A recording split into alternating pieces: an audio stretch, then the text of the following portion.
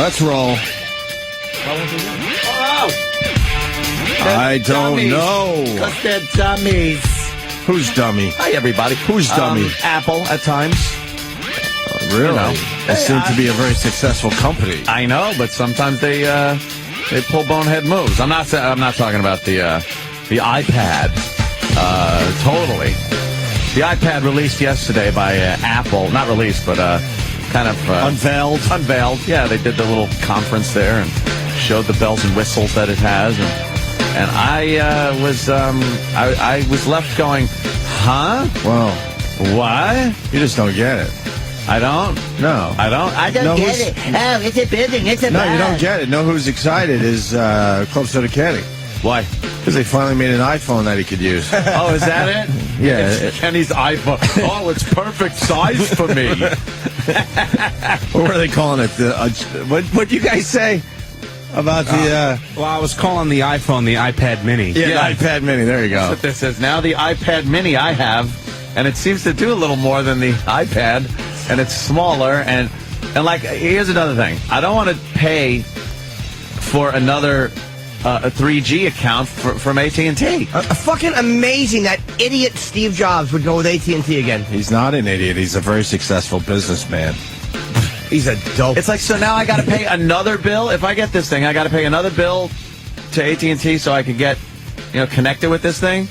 And then they fucking leave Flash out. Flash is a video format that a lot of people use. It's high quality, it's, low space. It doesn't take up a lot of room. Sure, right. And where is it? And this doesn't even have it. Ope said it. He goes, they're breaking into the book industry, the fucking computer book industry. I mean, I've been reading up on it a little bit, and I got a Kindle, and I could download books and stuff. And when you've had a Kindle for a while, and it has the Wi-Fi connection, you kind of wish you could do a little more. And I think that's sort of what he's going for. That could be here, what they're going for. Is like the Kindle type reading thing, but it does a little more. That's my 2 cents. Is that what we're doing right now on TV or no? Yeah, that's it. It is cool, but it's just a big fucking iPhone. How stupid. It's a giant iPhone. It really is a giant iPhone. With AT&T again, they make me sick. Yeah. Yeah. It's, I don't get it also because, all right, look, I could have a small laptop. I could have a small MacBook or something like that. Or I could have an iPhone.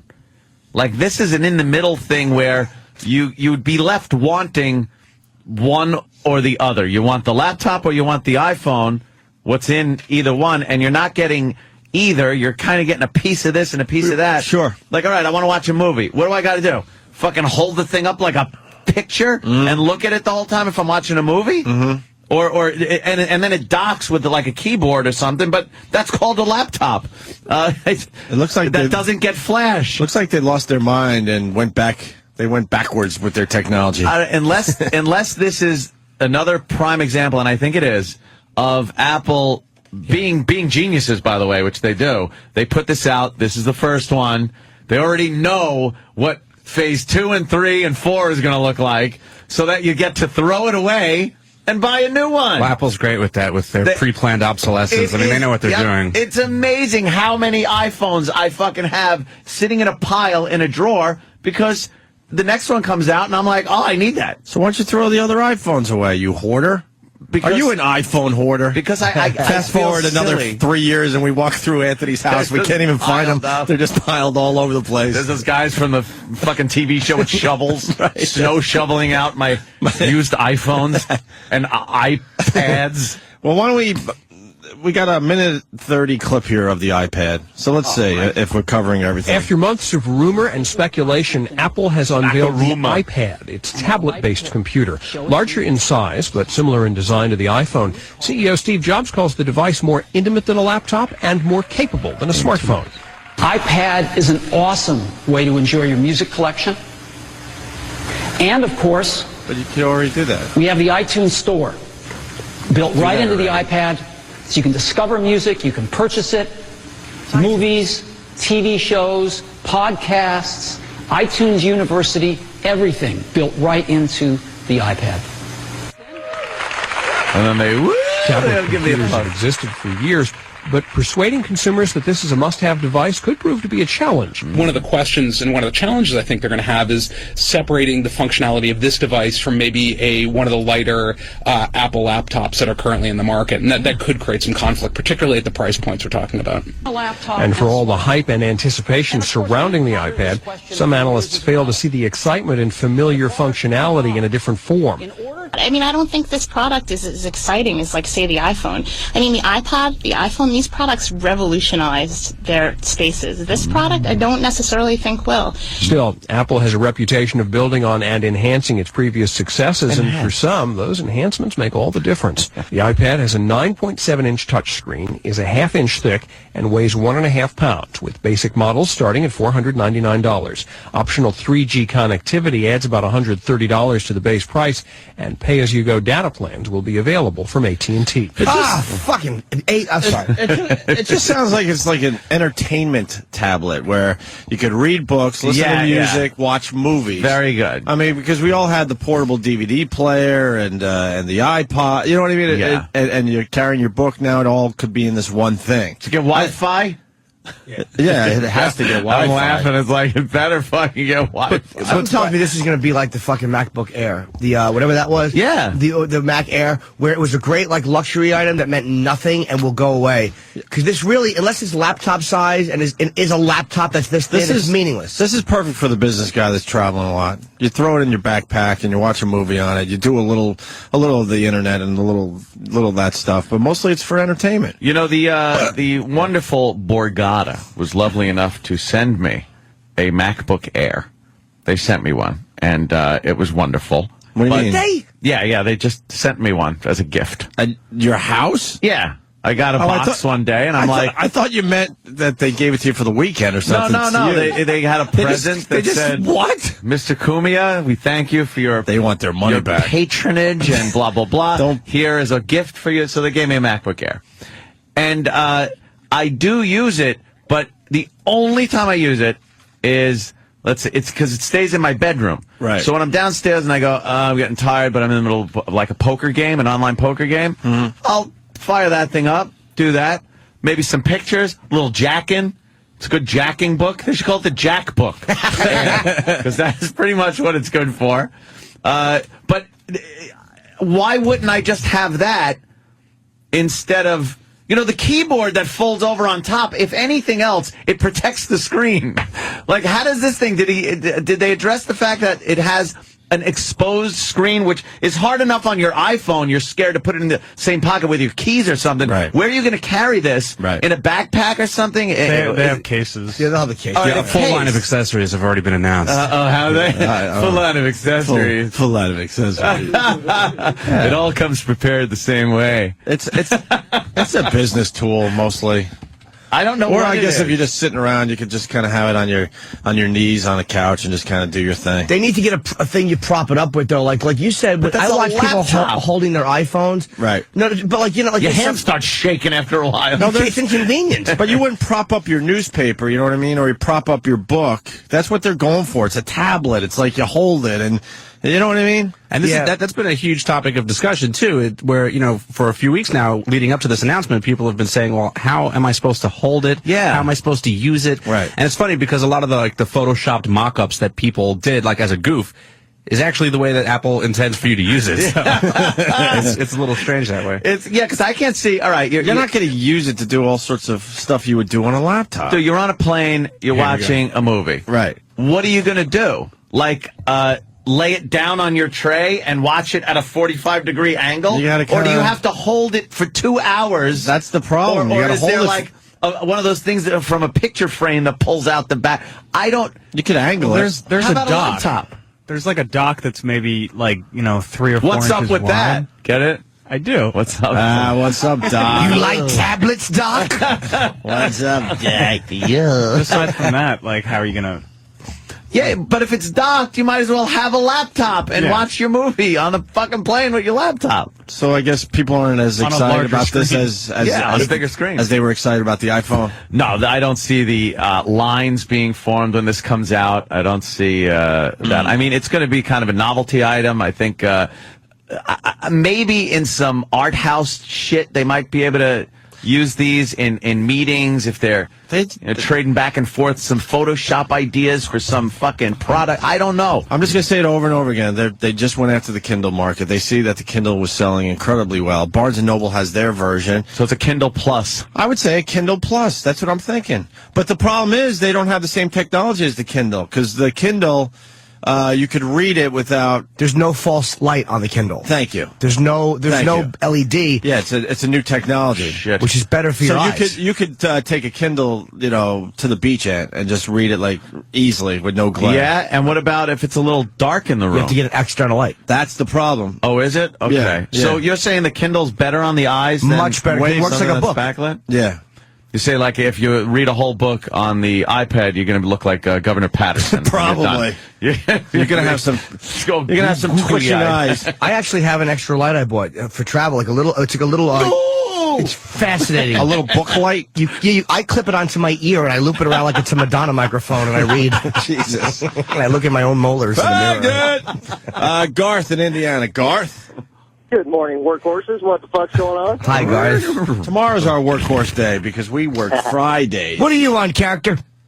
Hey, first of all, Anthony, god damn it, you sound like such a rich asshole. I got a fucking drawer full of iPhones.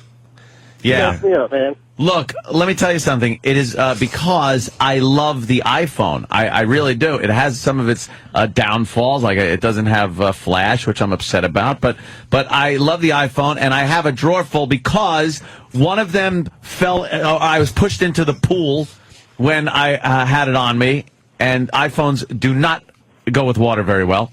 The second one was in my pocket when I went into the hot tub and realized 10 minutes later that it was in the pool. And then the third one Who are you, was this situation? I fucking suck, I know. And then the third one got obsolete. It came out with video on the newer one, so I had to go out and buy that one. So yes, I have 3 garbage iPhones and one that I use. I'm going through 2 BlackBerries a year now. And Yeah. I was never a tech guy. What else, Garth? Yeah, hey, so yesterday morning this time, Opie, you said, how the hell are we going to top Tuesday's show with Ozzy? Yeah. Well, god damn it, yesterday, with that fucking lawyer, Jets fan lawyer, Yeah. fucking hilarious, man. Just I was telling great show. Yeah, I was telling the guys, I've never gotten so much feedback on my Twitter over a guest like I did after Ron the lawyer left. Unbelievable. Amazing. He'll be a regular on the show. We're just trying to figure out how to work him into the mix. I want Ron. I know how to work him into the mix. I want to just bring Ron in every day. I want him to live with me in my living room and just call me character. That's all I want to do is say, Character? what's your name, character? Character? Character? What do you do, character? Character. Have you ever been institutionalized? Yeah. Institutionalized? You sound like an asshole, like a lot of judges, character. Did you see the video? No, then go fuck yourself. Yeah. What do you Really? You mad at me because your wife didn't give you a blowjob this morning? What's the matter? Can't get it up? What's wrong, character?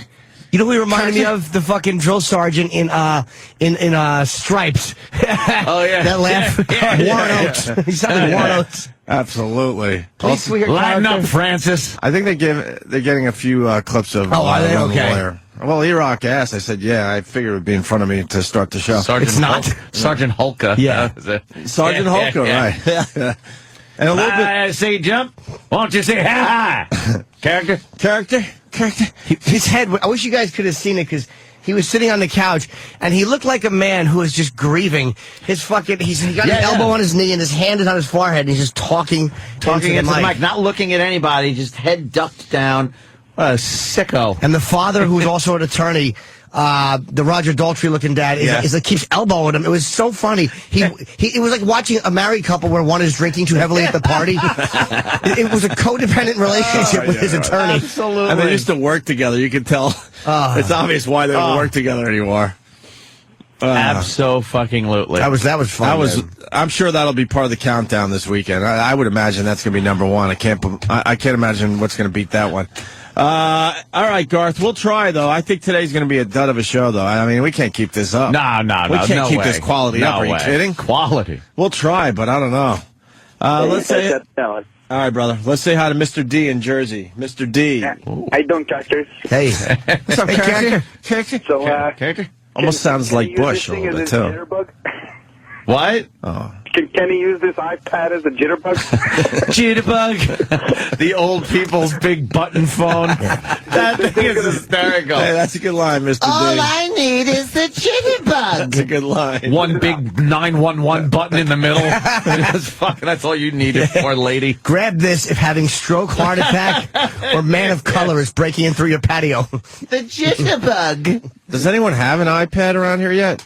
They're not out yet. No, Oh, they're not out yet? Okay, No, I don't know. no, they're Let's Rich go to- Voss uses an iPhone. That's how it feels. Because he has little turtle feet tiny fingers. little hands. Tom in Delaware. Good evening. Hey. Hey, character. I love you, Jimmy. I love you. Hey, I don't know if you guys noticed, but yesterday during the presentation, when they were talking about this iPad, the only thing I could think about is how much Steve Jobs looks like a zombie. You know what, though? He came back from death. He gotta give did. him- He looked worse the last yeah, you press got to give him conference. some credit, man. That guy came back from death. Damn. He was checking out. Did you notice how his clothes are like 7X and he's clearly like a small? Well, he's trying to, like, cover up, I guess. I'll cover up the Bulk skin up and with some bones. clothing. Skin and Yeah. bones. Poor guy.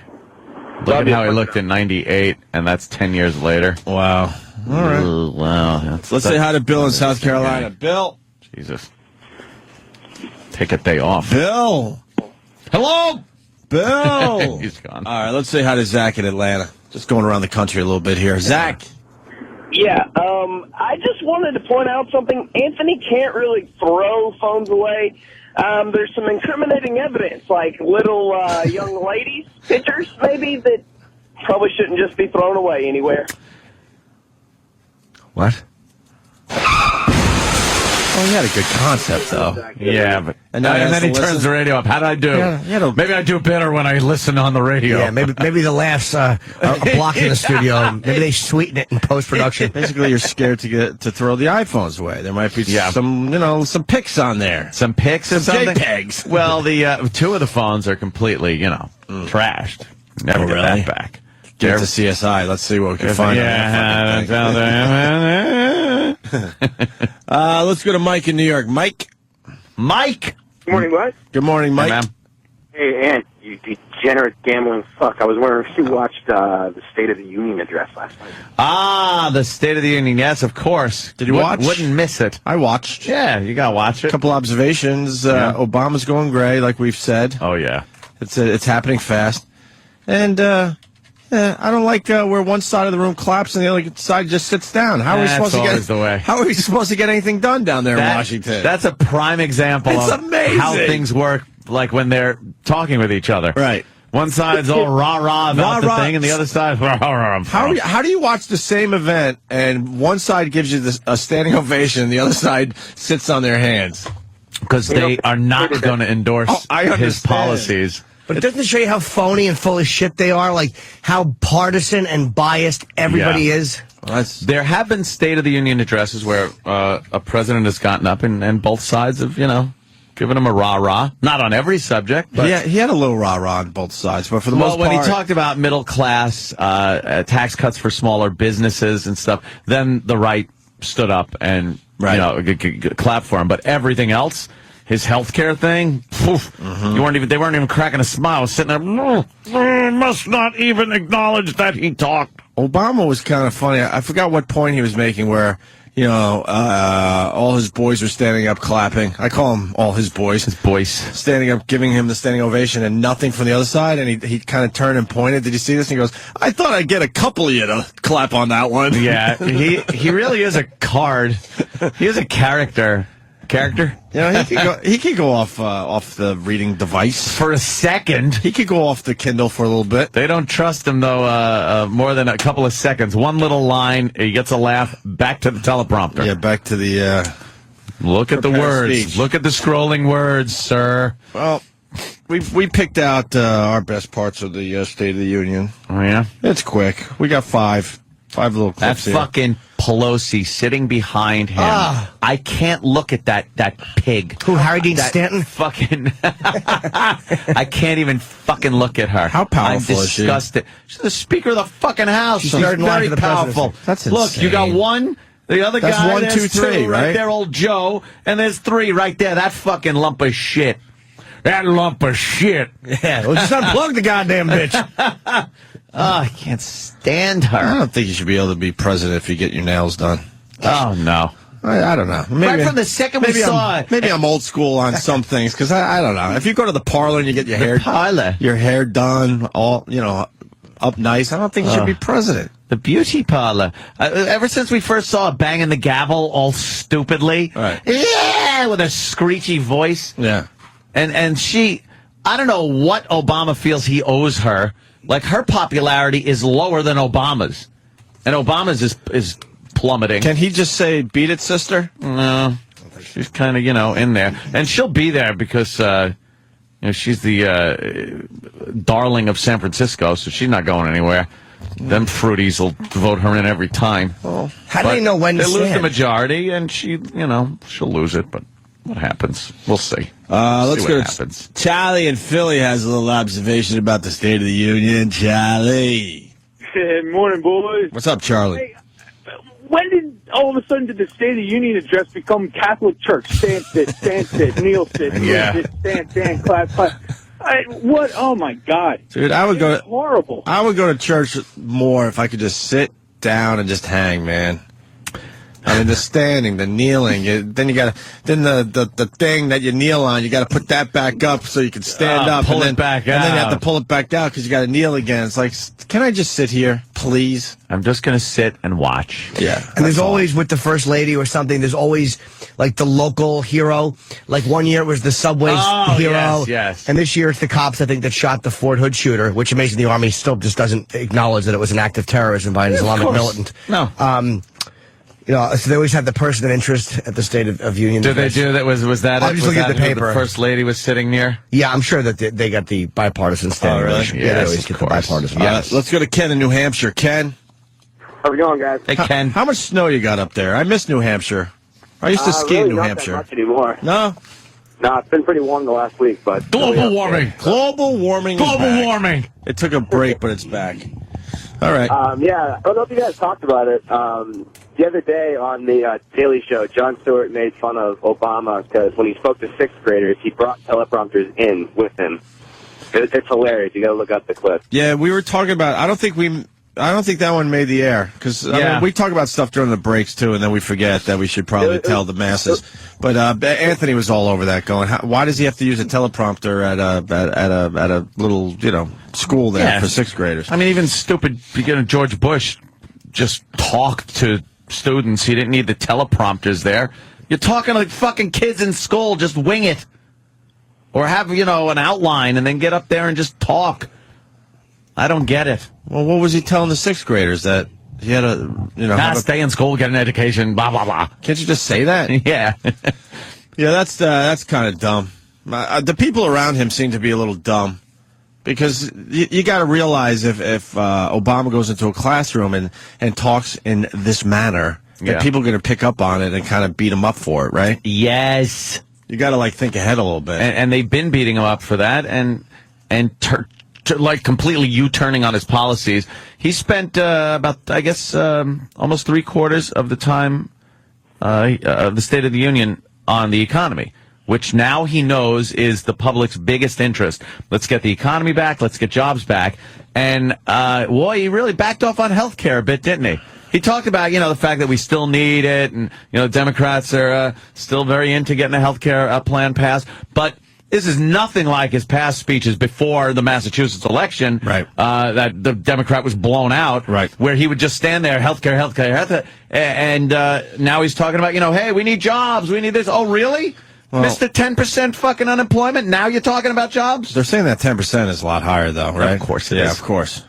Well, he probably figures that he doesn't want to waste the next 3 years trying to get the health care thing done and maybe give up on that a little bit so he could get some things accomplished. 3 years? He doesn't want to waste till November when all of his buddies are gone if he keeps harping on health care. Then at that point, then we just got a sitting duck president for the next 2 Lame years. duck, sitting duck. Well, some people would say. Sorry, Jesus, sitting duck. Wow. Lame duck, wow. That's a Freudian slip Hello. Hello. Mr. Sirhan. Wow. Sorry about that. Lame duck, of course. Sitting duck. Perfect. Oh, my God. I like the guy. Stryker. Striker. Morning. Good morning. Morning, boys. Yeah. Hey, I got 2 things for you. Yep. So Obama said there was tax cuts for 95% of the middle class. Yeah. Well, I just finished my taxes. I'm 99.9% done with them. What does that mean? Yeah. I'm waiting for. I'm waiting for one form that'll come in the mail. That's the big tax cut.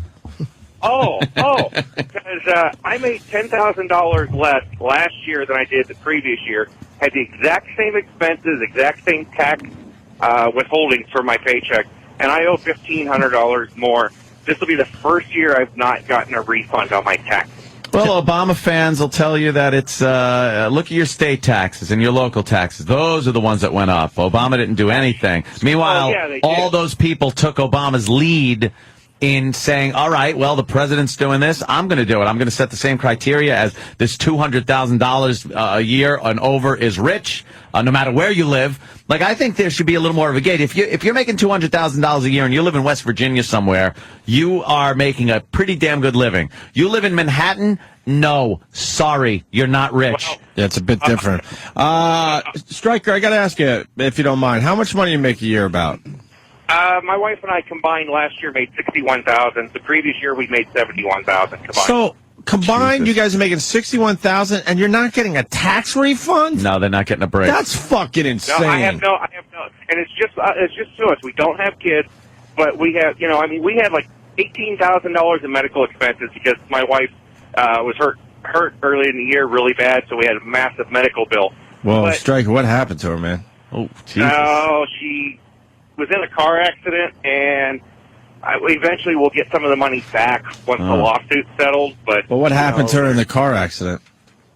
Oh, just a lot of really bad broken bones, and she actually has a little bit of mental, almost like a PTSD type situation, because she refuses to drive now because she's so scared shitless from the accident.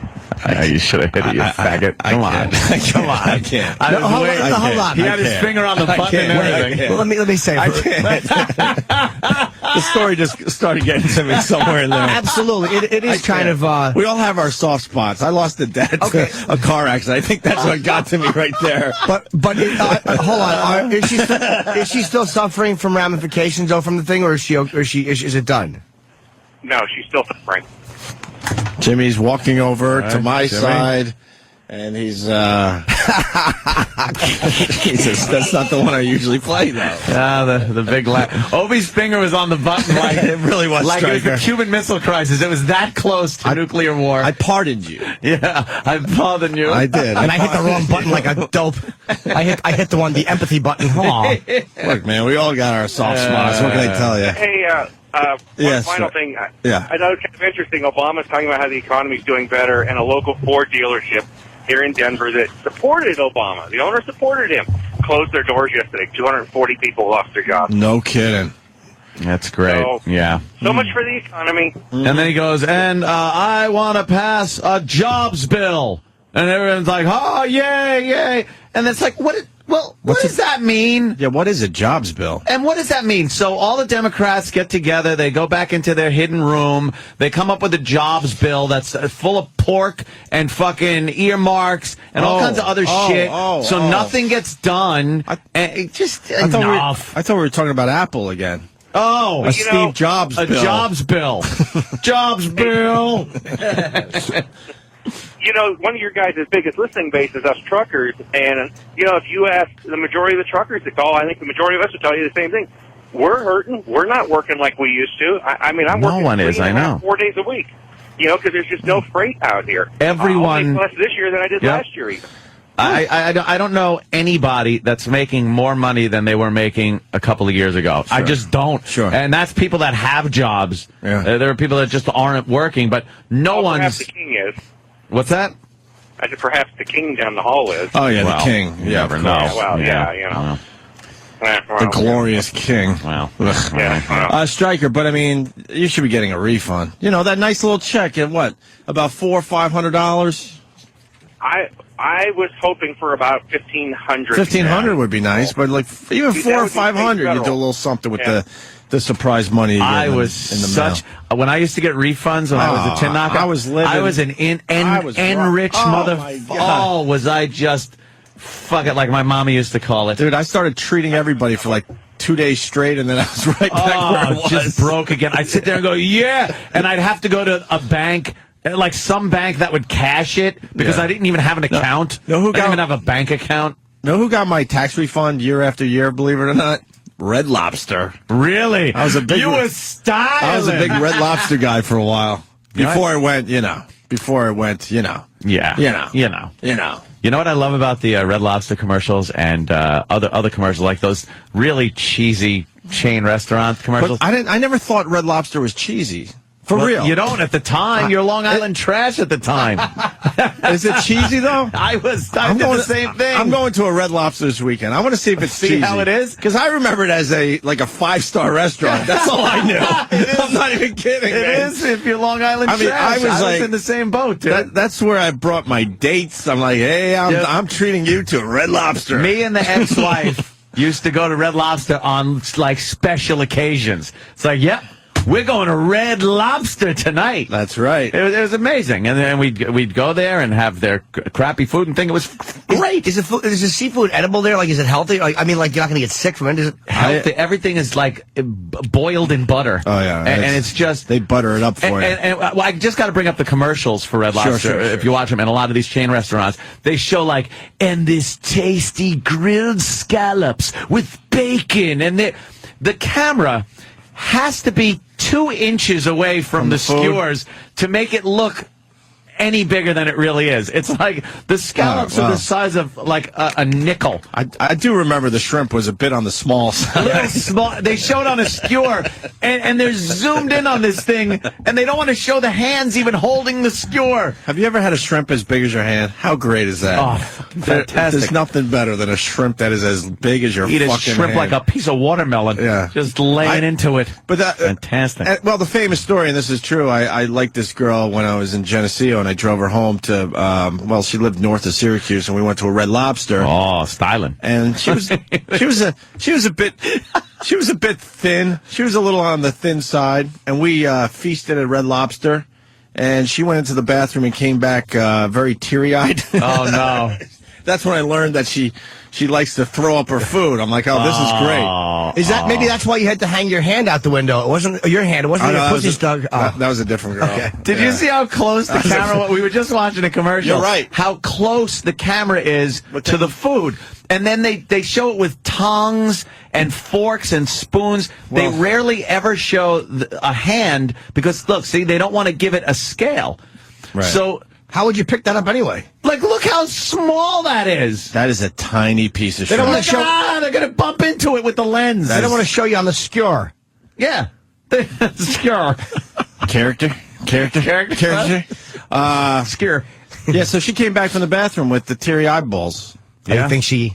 She finally admitted. I'm like, oh, that's okay. That's your issue. Great. She had a vomit. Great. Lucky Food up. me. Another girl with an issue. Wow. Little Who baggage? saw this coming?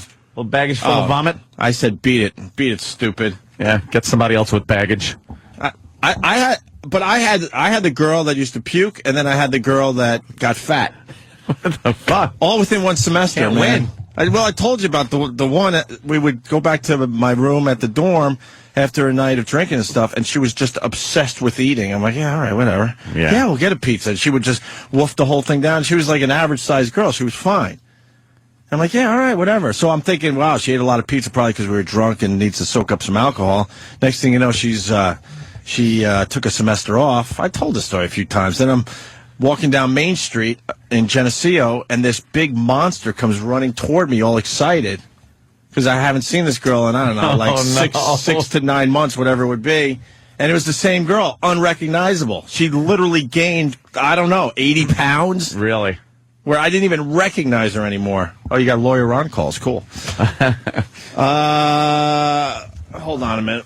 Let's say hi to Jeff the trucker. Jeff? Hey, boys. Hey, Opie, I just want to tell you, better call ahead. Make sure you get that fucking shrimp from Indiana.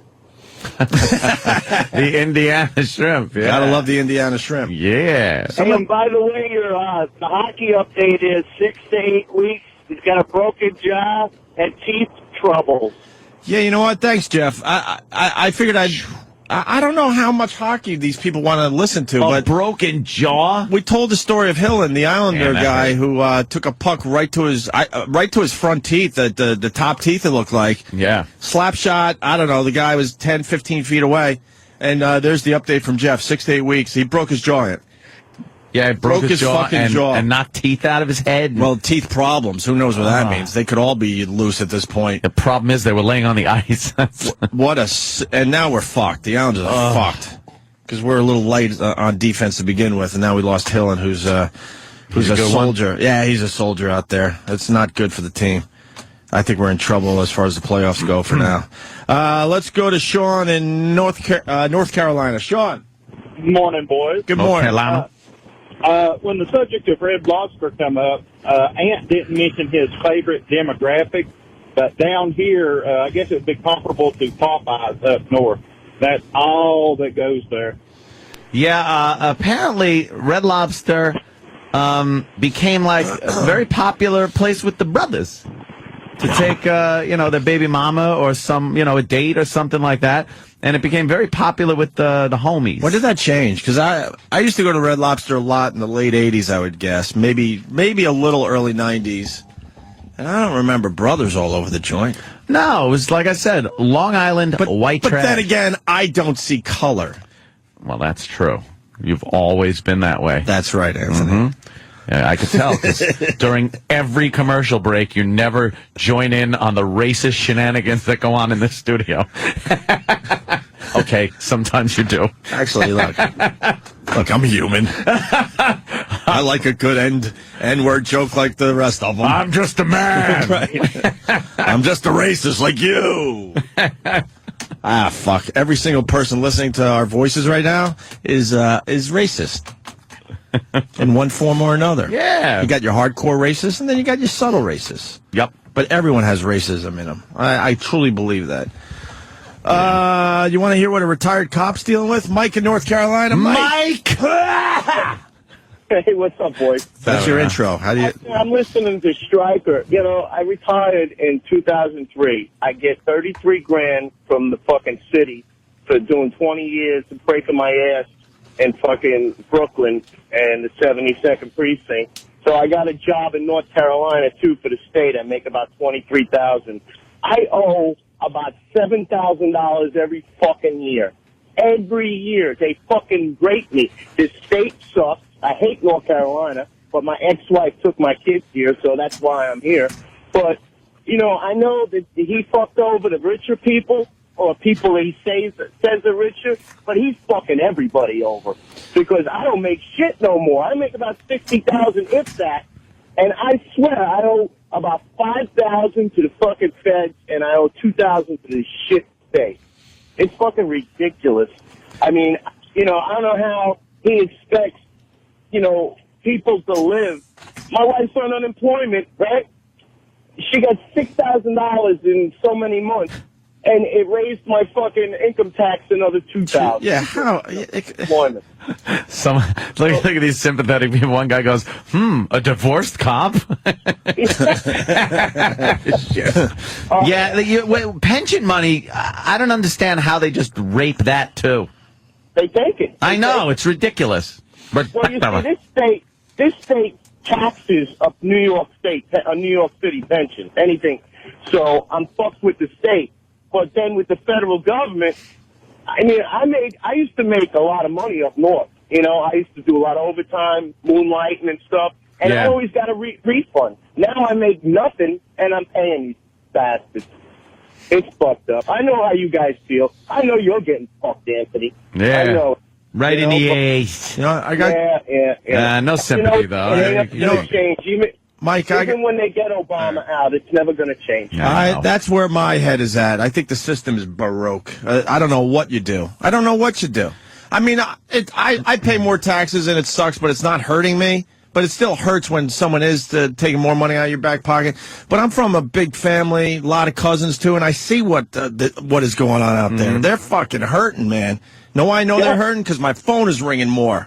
Yeah. That's the other side of being lucky enough to have a nice job and make a lot of money. Boy, you get a lot of people calling your phone. Yep. Surprised your phone's ringing more. You have AT&T. Yeah. I got in New York. They call Hey, Mike, the other thing I want to do with you here, everyone talks about how they're going to retire and go to North Carolina. North Carolina seems to be the go-to state. Not Florida so much. Florida for the old people, obviously, but people that are just disappointed where they're living, they all talk about, let's just move to North Carolina. Yeah. What is it about North Carolina? Cheaper cost of living. I'll tell you what. Before I retired, I had to go to retirement seminars. Yeah. And they had a list of states to retire to and a list of states not to retire to. And this is the fucking first state not to retire to, North Carolina. Yeah, but if you want to continue working. They got the highest taxes in the South. They tax the pension, their gas. I'm paying the same price of gas as you're paying. It's everything. The only thing is I could smoke for $1 fucking less and kill myself a little bit. That's all. Wonderful. Mike, hang in there, man.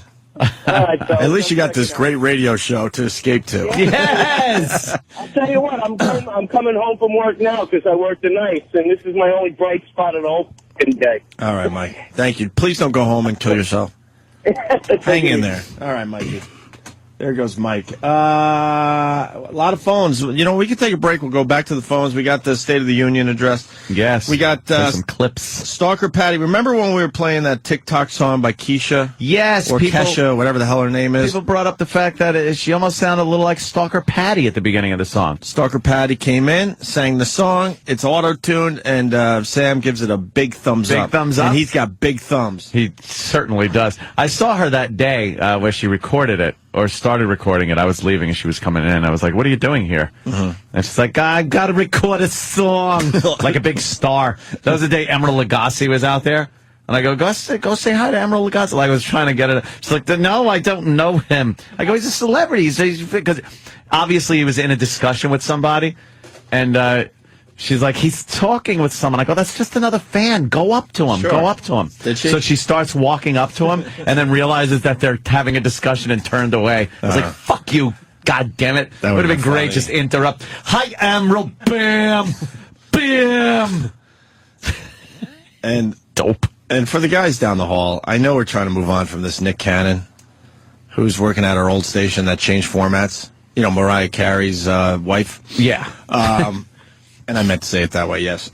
He is doing a bit right now, if you want to get involved. What?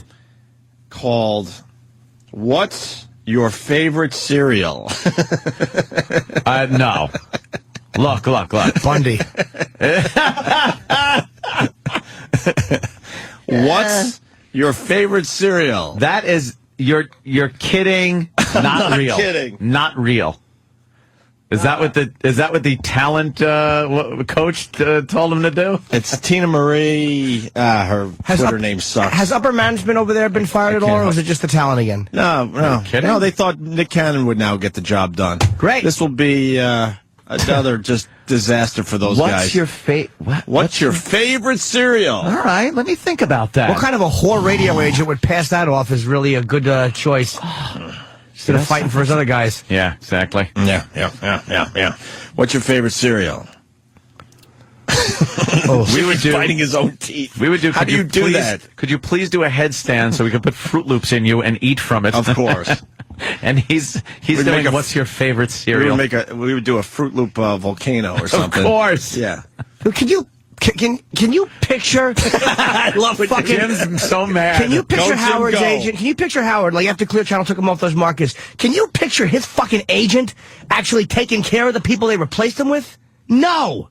No. That's what happened. It happened here. It happened in Philly. It's everywhere. Nick Cannon is officially, I guess Nick Cannon took over for us. They went without a morning show for, 9 months or something like that. 10 months.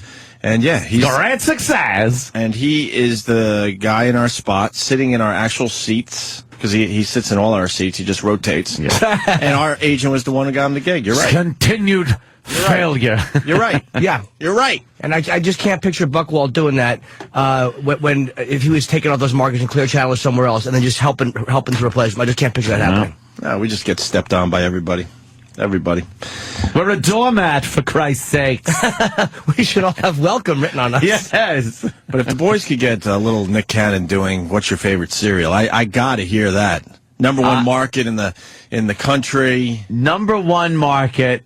Paying this guy, I've heard at least 7 figures. Yeah, it's got to be huge. Well, it is 7 figures, but I don't know how high. Where the decimal point is. Yeah, I don't know how high in the 7 figures it goes. You could tell by the Bob graph. We call it the Bob graph. Yeah. How much time he spends with a certain person is how much money they're making. Sure. So obviously, by studying the bar graph of the Bob graph, I see that he's making a lot of money. Right.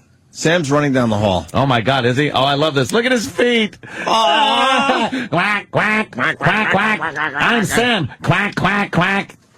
You're a brown noser. You got funny feet. Why are you wearing a serious hoodie? Yeah, what is that about? How much they charge you for it? It's a company I work for. Yeah. I got big news, though. What? The results are in. He really is doing the cereal thing? I didn't hear the actual whole bit. I But just the turned it on when results you are said in? it. The results are in. Don't tell me. Tell us after the break. This is a good teaser. Yes. Cliffhanger. I got first and second place, Let's have a cliffhanger. and they'll be after the break. After the break, we're going to find out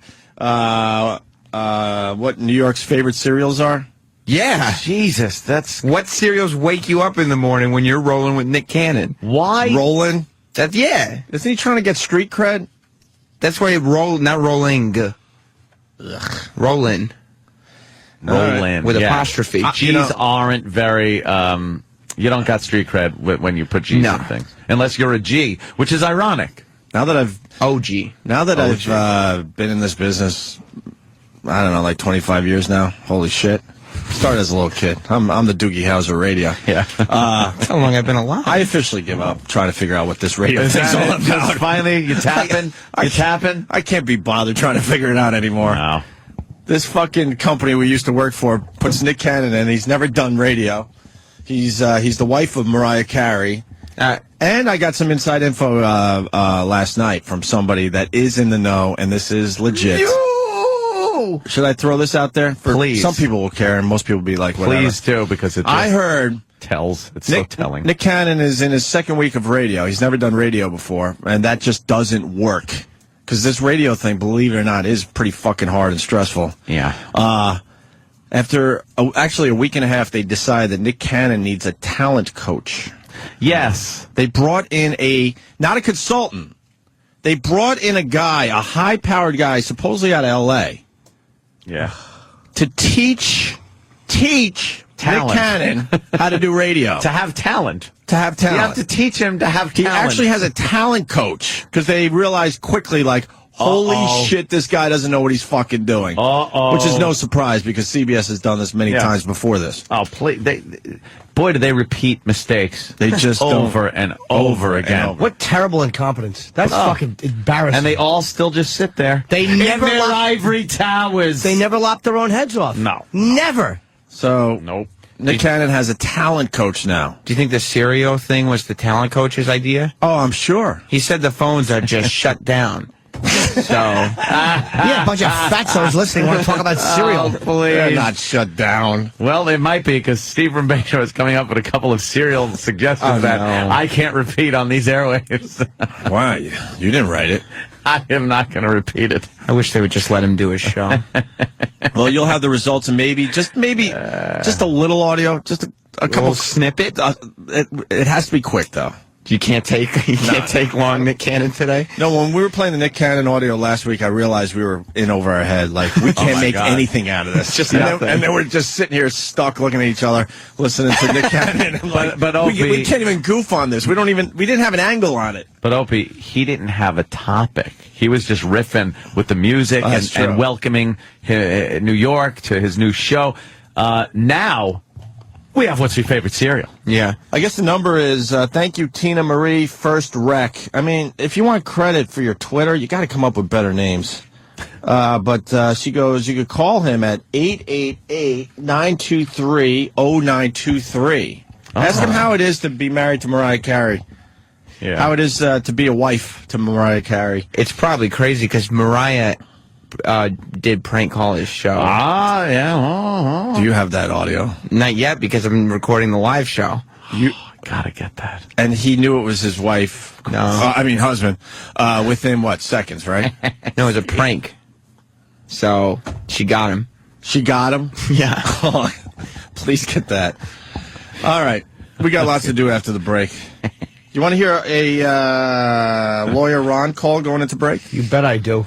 Do we even have to set this up? No. All right, we don't. This guy is going to be a star on our show. Lawyer Ron talking to the callers yesterday. Here's one of the calls. Yeah, that sounds like Ron the lawyer a little bit, right? Sergeant Holka? Yeah. Sergeant Holka from Stripes. John Candy was in that movie. He didn't have a big role, though, I don't think. I don't really remember John Candy's lines from Stripes. He would have awful lines like he would walk on the train and go, hey, is there a movie on this flight? Yeah. Movie on this flight. Fucking love John Candy.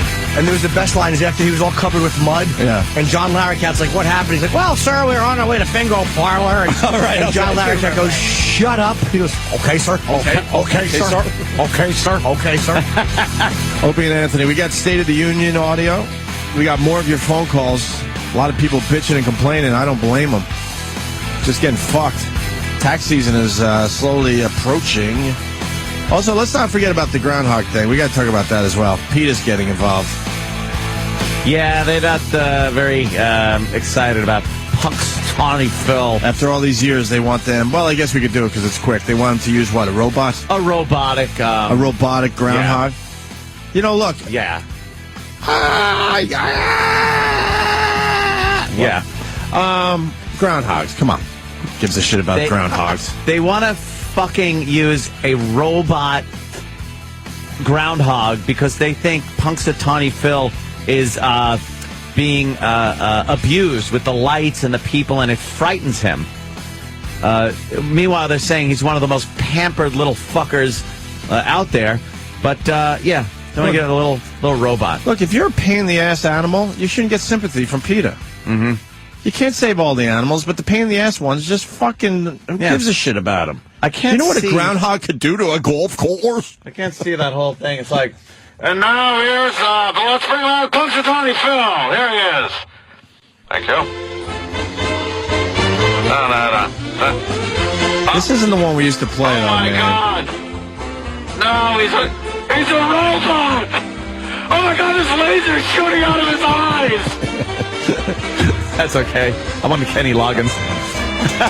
Oh, really? Yeah. I actually agree with Peter on this. No, you don't. Not for the same reason. He is pampered. Because I fucking hate I know he does. Punxsutawney Phil. Punxsutawney Phil's a cunt. Every time I hear Jimmy talking about how much he hates Punxsutawney Phil, I go, wow, another year's gone by. Yeah. It's like amazing. When is this groundhog thing? Soon? Yeah, February. Couple weeks? I hate these guys and their stupid fucking hats. It's just stupid. You know, there's another groundhog out there that doesn't get the attention that this Punxsutawney Phil. Yeah, gets. A little groundhog named Ted. Ted the groundhog. They don't have a... No, they're really Ted the groundhog. Yeah. Where's he? He's in like just some real small fucking shithole. He's in Schenectady. Poor Ted's got Schenectady every year. I'm frightened, but not of my shadow, of all the people. Somebody called Ingrid Newkirk. Poor Ted, you don't want them using a robot, right? I certainly do, Gregory. I want to go back to the woods and hibernate and lick my own testicles. But it's tradition, Ted. I want to do the things the groundhogs do, which is eat apples and fruits of that ilk. Do they do that? I don't even know. Yes, we do, Anthony. Oh, thank you. Do you ruin golf courses, Ted? Groundhogs, man. I do. Our hero is the guy from Caddyshack. Yeah. That little guy really got things going. I wish I could have phrased that funnier. We knew where I'm you were not going. used to being an animal. I believe that was a robotic So maybe- gopher, and not even a groundhog. Oh, I'm sorry. Yeah, I think it What's was a the difference gopher. between the two fucking varmints? No, they're giant rats, all of them. They're in the rat All family, of them right? are rodents. They're disgusting. Didn't one bite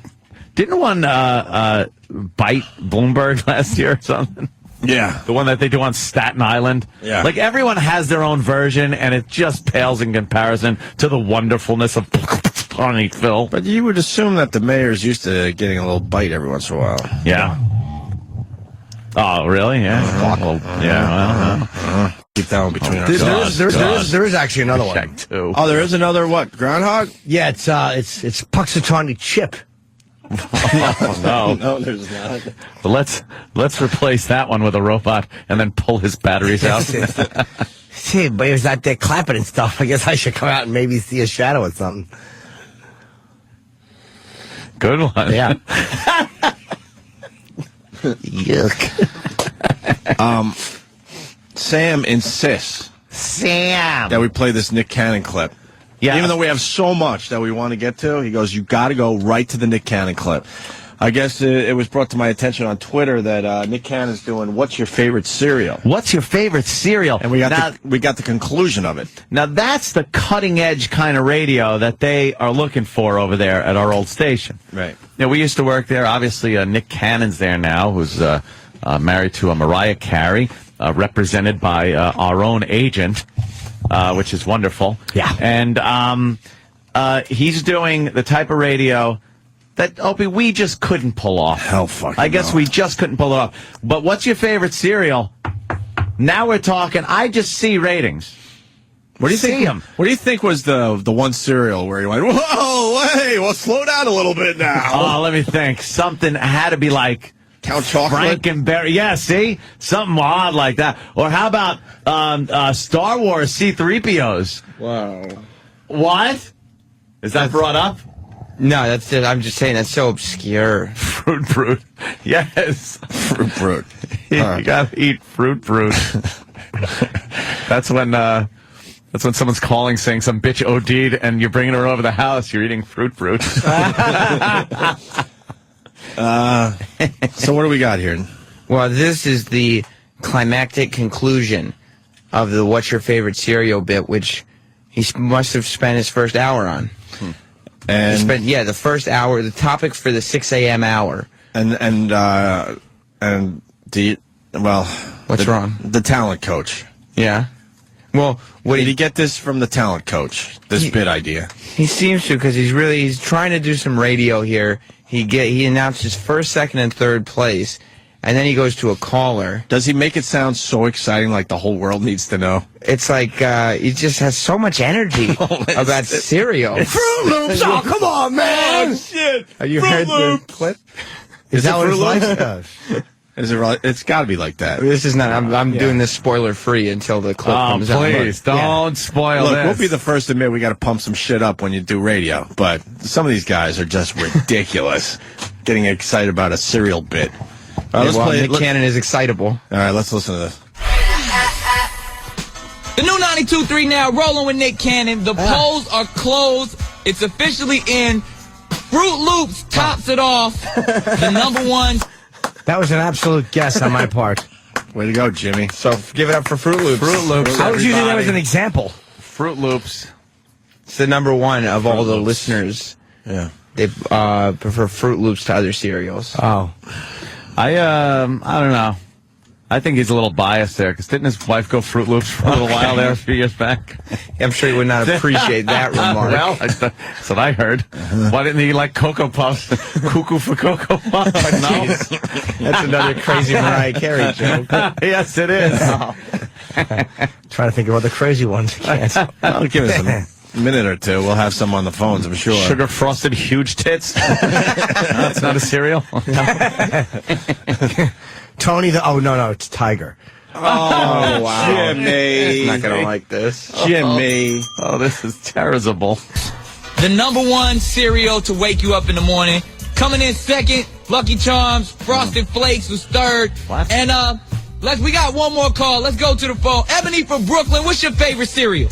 My favorite cereal is Lucky Charms. Cereal. That's what, see, Ebony, now we on the same page. Ain't they magically delicious? What? Is they magic? Oh, the milk, Nick. After? The milk, and you still got, and like you be chasing that one little marshmallow around with your spoon, and it be swimming all through the milk. That is enjoyment. I can't. What's wrong? I'm tapping out. No. That this is radio. Why? That's great because you always want to give away number one first. What's my favorite cereal? Yeah. Cereal. It's called Cereal. It's Ebony in Brooklyn. And her favorite cereal Is Lucky Charms. is Lucky Charms because you chase around that fucking little marshmallow. She likes the milk. Well, yeah, of course she does. What the fuck are you talking about? What's your favorite cereal, Precious? I like a bowl of Lucky Charms and I eat the bowl, motherfucker. Holy shit. That... Hold on. Look, I keep thinking we are playing the worst radio ever the previous time we play the worst radio ever. And as the listeners here enjoy this horrendous radio, it makes us really depressed. Trust me. Yeah. Trust me. You enjoy, we'll take the fucking depression. Yeah, we get depressed because Donkey Kong cereal. this fucking old company of ours. This is the show that replaced making us. another mistake. Danny can't get past the first spoonful of Donkey Kong cereal. Inside joke. Inside joke. Danny sucked at Donkey Kong. It's the third spoonful. No, it's the third spoonful. Billy Mitchell ate the whole box. Yes, he That did. he did. Yeah. Honestly, Count It's your kill Chocula box. fucking rules. Count Chocula I like a lot. Did you like it? Who doesn't? Me? Come on. I Like hate shit. milk is the problem. What? I'm not like fucking, what's the name there? Whoa, are we going to do the bit now? Yes. What's yeah. up with you We'll do guys? it better, though. No, I'm saying I don't like milk, period, so I don't fucking like it. I like Cookie Crisp. I would love some Yeah, Cookie Crisp, figure. but it's too fattening for me. It is. It's a treat. So I have total. Child. You're a fucking child. You haven't lived until you've taken milk from a tit. What? With you and breast milk. Ew. Didn't somebody do that? happened? Didn't What? somebody do that one day? We had cereal and tit milk or something? Yeah, no, we did breast no. milk ice cream. I ate breast milk ice cream because I'm a shock jock. I was shocking that day. Let me tell you something. It tastes exactly like ice cream, but the aftertaste was fucking horrendous. Yeah. It tasted like I think Danny tasted it too. Tasted like sweaty armpit. It went from delicious ice cream to sweaty armpit within a second. Yeah, it got sour pretty quick. Whose milk was it again? That was Pat Duffy's sister. I Yeah, think. Pat Duffy's sister. Look at Jimmy. That's the bit you do. Breast milk has a very bitter aftertaste. Holy shit, does it, Sam? I guess it has to be pasteurized. Yeah, I think so. Let's say hi to Dave in Connecticut. Dave. Good morning, boys. Hey. I was wondering if Nick Cannon had a big bowl of Abu berries. Let's go to Chris on Long Island. Chris. I'm surprised Lucky Charms didn't win. They see the leprechaun and go, give me gold, I want to go. Give it a go! Have we played that in a while? And Opie's favorite is Good Friends, right? Yeah, I know. I remember the Good Friends discussion. I threw my Good Friends. I got thrown under the bus for like a half Good hour. Friends. That was horrendous. I don't eat Good Friends anymore. Good friends. I don't. I really don't. They're showing all different races of people. Why does on it have to go back to cover me? of Their fucking Kashi Good Friends Can't we cereal. keep it with beating up Nick Cannon? Why does it have to go back to me? It's Good Friends Horrible Family Member cereal. Look, I'm a fan of the Kashi shit, but that, Are ya? But that the Good Friends Are was you horrendous. voting? Oh, no. We're doing the bit again. Let's We say always hi. wind up- Why? How come every time we listen to horrible radio, we always wind up doing the bit? They're good bits. Are they? Yeah. Sam? Are they? Yeah. Let's say hi to Akiva. We're assholes. Akiva. Hey, what up? I think maybe Nick Cannon's having himself a nice bowl of chock full of nuts. Oh, well, Mariah, that's, yeah. Mariah. Chock full of nuts? Is that an actual That's the coffee. coffee? That's yeah. You should have said nut clusters. What's wrong with the cereals we got? They eat pretty good. Cereal. What's some of those cereals? Cinnamon Toast Crunch. Captain Crunch. Wheat. I remember saying mini when I got mixed up with wheat thins, so it came out with meat. Yes, those are great. Wheat thin cereal are delicious. For the lady with a glass eye. Oh, wow. Going back. All right, Sandy Duncan would whore wheat thins. She would. She'd only see half of them. Let's get back to this terrific phone call he took. All through the milk, that is enjoyment. Oh, God. Nick, I just want to say thank you for letting me talk to you. My bus driver, I'm a matron, and me and my bus driver, we both like check the Lucky Charms. That's what's And up. we love you in all your movies. I love, Wild 'N Out, oh my God, it needs to come back on TV. That is my show. I got you. Matter of fact, you know what, Ebony? Me, you, and your bus driver need to share a bowl of Lucky Charms. Magically One more delicious. thing. Magically delicious. One more thing. I love you, Chris Brown. Forget the haters. Have a good day, Nick. Have a good day. Magically delicious. We heard you. That's a good song. Hit the post. Magically delicious. Ebony likes Chris Brown. Yeah. Me, my bus driver. She likes a nice fucking punch to the face, then, I guess, huh? I was on here with my bus driver. He said Lucky Charms too. My crack dealer said Lucky Charms. Everybody loved the motherfucking Lucky Charms. Even a fat, retarded white girl. Yeah, that's on the bus here. Holy shit. Oh, God. Whose ass is that? Wow, that's It's Lindsay Lohan's. What is she doing? Being naked in magazines, apparently. Does she have That's duty? all she does now. It looks like she's got a piece of duty. sticking out. Is she What is turtling? that? Let me I think see. she's turtling in that Oh, pic. good. A better close-up. Oh, does she have a cigarette in her hand? Oh, she's really dark and mysterious. Why is Whoa. she doing this? She's in fishnets. No undies, it looks like. Because you can't get any movie roles because she's a fucking loser. So now she just gets naked or partially naked in magazines. How Is that Like the boring most is naked she? shot there is? Huh?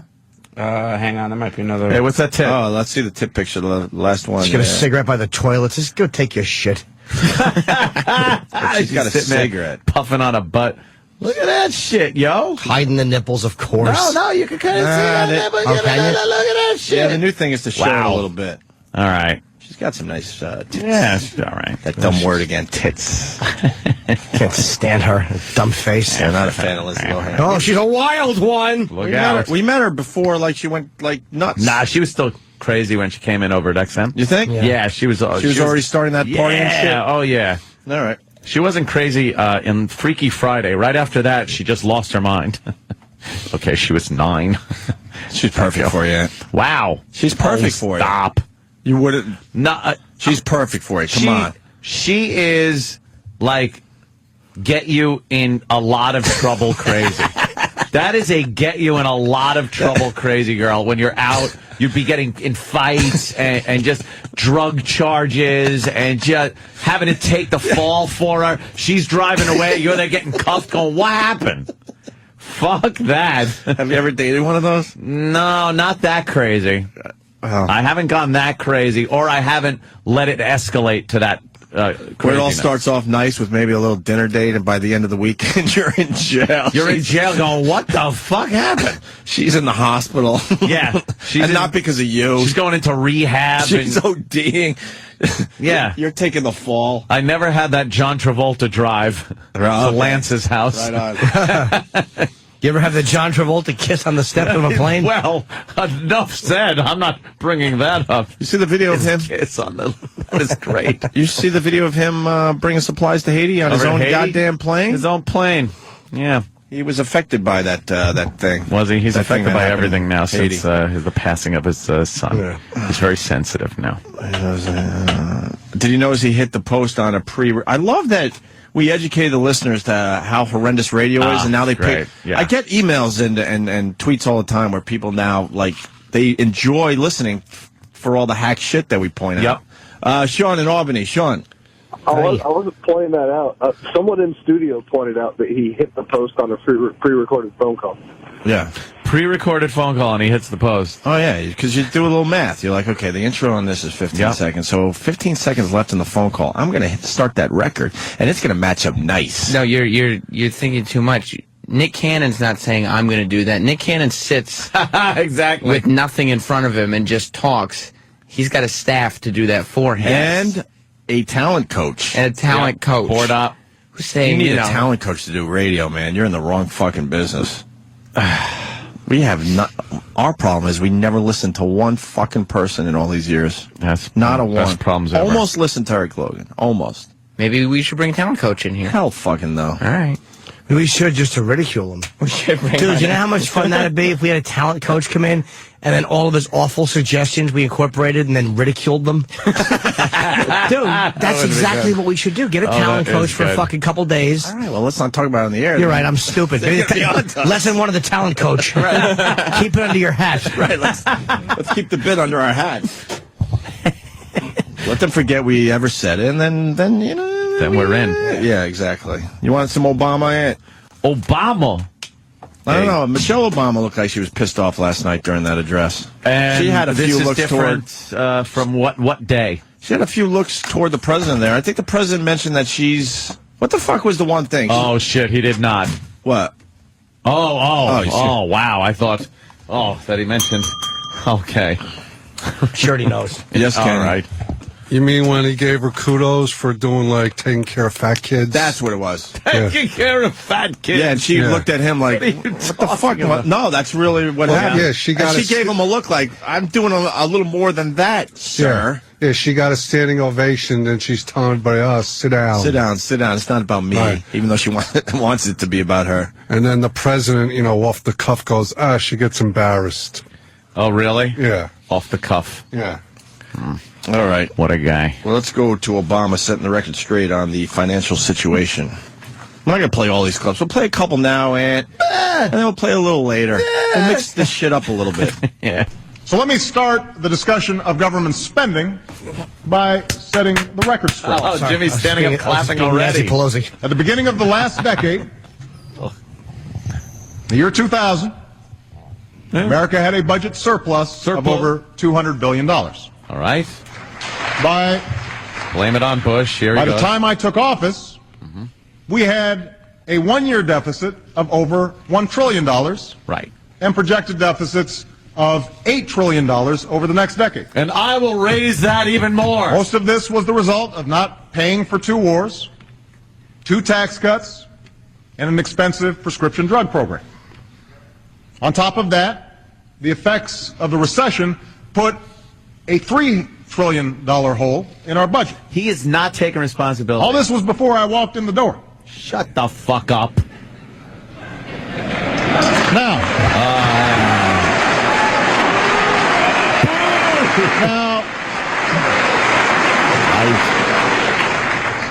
just stating the facts. Oh, the facts as you see them. Shut up. Every president has to inherit the other president's shit. What he's done is increase that deficit. How about you talk about that? How much money you're fucking bleeding more than Bush left.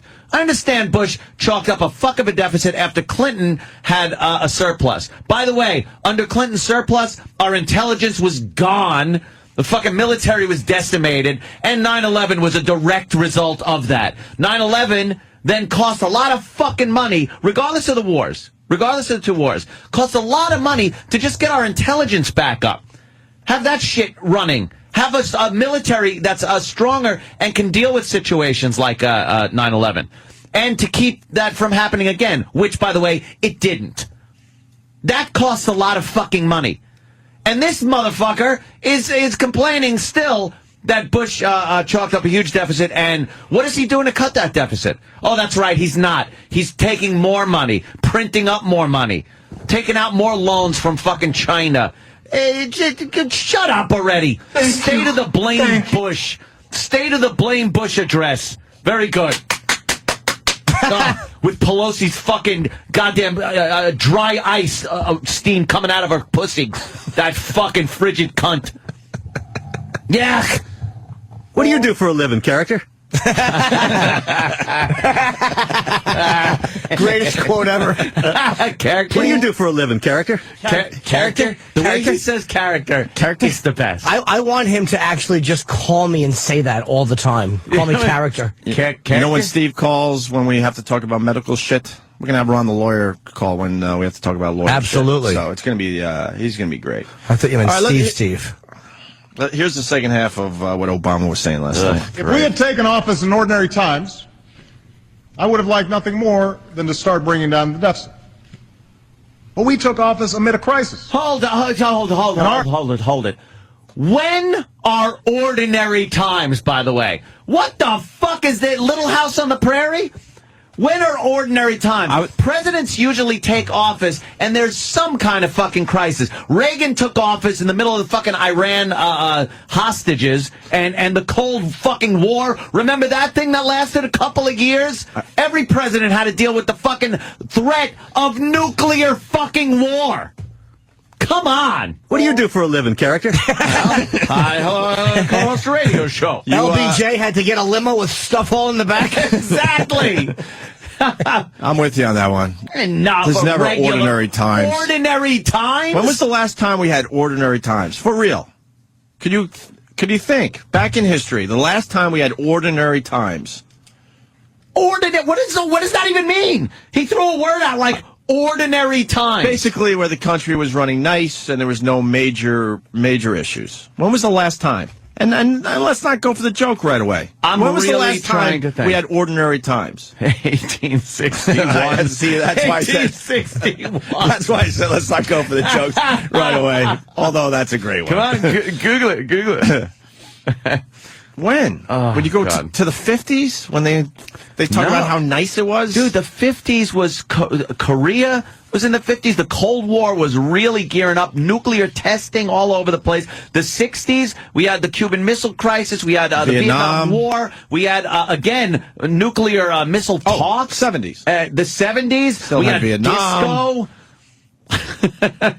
70s, huge recession, fuel crisis. That was the Ford thing, where he told Ford to drop dead. Joe Ford told New York City to drop dead. Yeah, right. The 80s, again, Cocaine. and all this is Cocaine. Cold War. All this is still Cold War shit like that. So there was never ordinary times. It's not ordinary times. If you're the president, you're not going to be able to sit back and go, oh, this is great. Yeah, I'm just going to fucking sit back because we're in ordinary times. Let's go to Mac in Atlanta. He's got a very good point here. Mac. Hey, Opie, can you do me a favor? Sure. Take the haterade away from Anthony and get Lydia on the phone, please. Haterade. I'm drinking my haterade. And then another guy, stop whining it. You sound like Rush. What? Mm-hmm. I don't think so, sir. Oh, and this did happen, just to bring back a little comedy. John in Ohio. John, this did happen. Yes, John. Hey, boys. Hey. Yeah, last night, Fox News, I was watching the coverage of the speech. At the beginning of this, before the speech started, they were panning the audience. And they said, and here's a look at the president's box. And there's Michelle Obama standing there with her back to the camera. It really did go down. John is absolutely right. Bunch now. All right. Here's the president's box, and it was, Michelle Obama in the presidential box, but... Oh, that's fucking great. Oopsie. That's a good one. Yeah. And I'm drinking Trutherade. Trutherade? Yes. Are you, Trutherade. Are you a That's truther? right. No, I'm telling the truth. That's right. The Haterade. That's right. Our efforts to prevent a second depression have added another $1 trillion to our national debt. That, too, is a fact. Mm-hmm. Mm-hmm. I'm absolutely convinced that was the right thing to do. Yeah. But families across the country are tightening their belts and making tough decisions. The federal government should do the same. Oh, really? By bribing senators to cast a yes vote on your health care bill? Yeah, that's how you do it. Yeah. God! What do you do for a living, character? Character? I finally got a defense when you rant. Oh. Every time you rant now. What do you do for a living, character? This is the best character I've ever heard. Did they put more quotes on there? I hope there's more. Character? Not yet. Oh, you gotta have get a whole few bank more. of Ron quotes. Yeah, we got to get a few more, E-Rock. So tonight, I'm proposing specific steps to pay for the $1 trillion that it took to rescue the economy last year. Starting in 2011, we are prepared to freeze government spending for 3 years. Oh, that's after you get out, right? Spending related to our national security, Medicare, Medicaid, and Social Security will not be affected. Mm-hmm. but all other discretionary government programs will. Like any cash-strapped family, we will work within a budget to invest in what we need and sacrifice what we don't. And if I have to enforce this discipline by veto, I will. Who's Vito? Sounds like a tough guy. That's pretty funny. Enforce it by veto. Hey, send out a big gavon. Yeah. Oh, shit. Could have just as easily said enforce it by Luca or somebody else in the Godfather movies. Chip's too funny right there. Actually kind of, made sense. No, it doesn't. He just took a funny joke you made and then just trampled it with a boring fucking long-winded thing. I just like telling you Chip's funny so you're annoyed. I'm not annoyed. I want Chip to be a hit. Chip is the proverbial hit. Quite a hoot. Let's say hi to Barry in Virginia. Barry. Oh. Buenos noches. What? Great. So this fucking blowhard cocksucker, Come on, he's Anthony. He's fucking just ranting. I know. I'm just giving my high opinion. school education does not any longer guarantee a good paying job.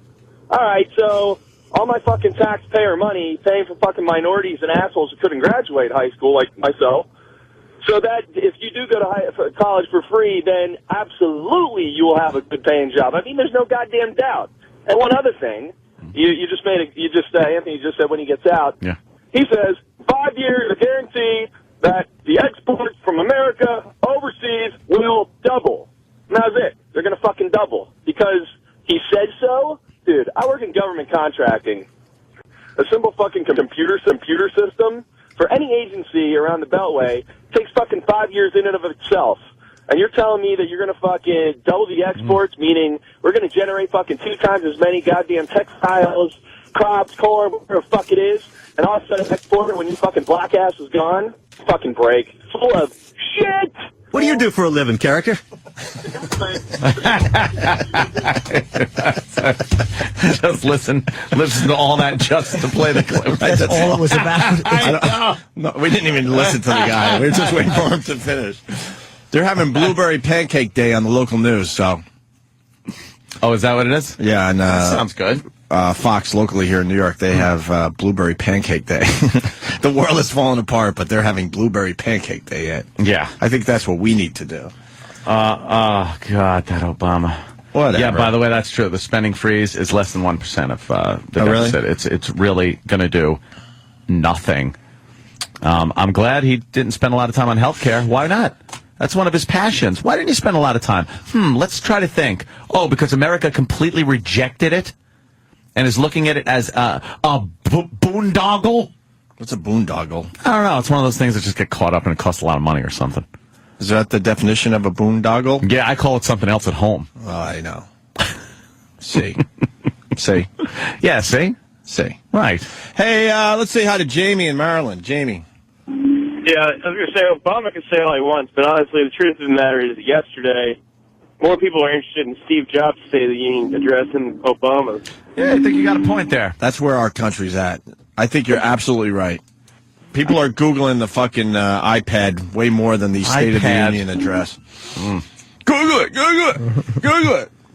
I want to get the bigger one, the Maxi Pad.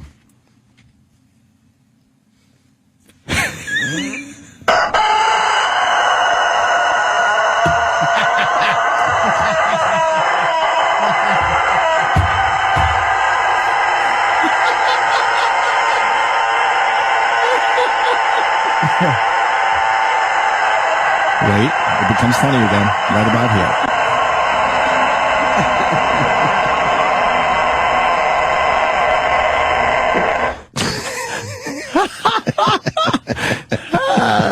God.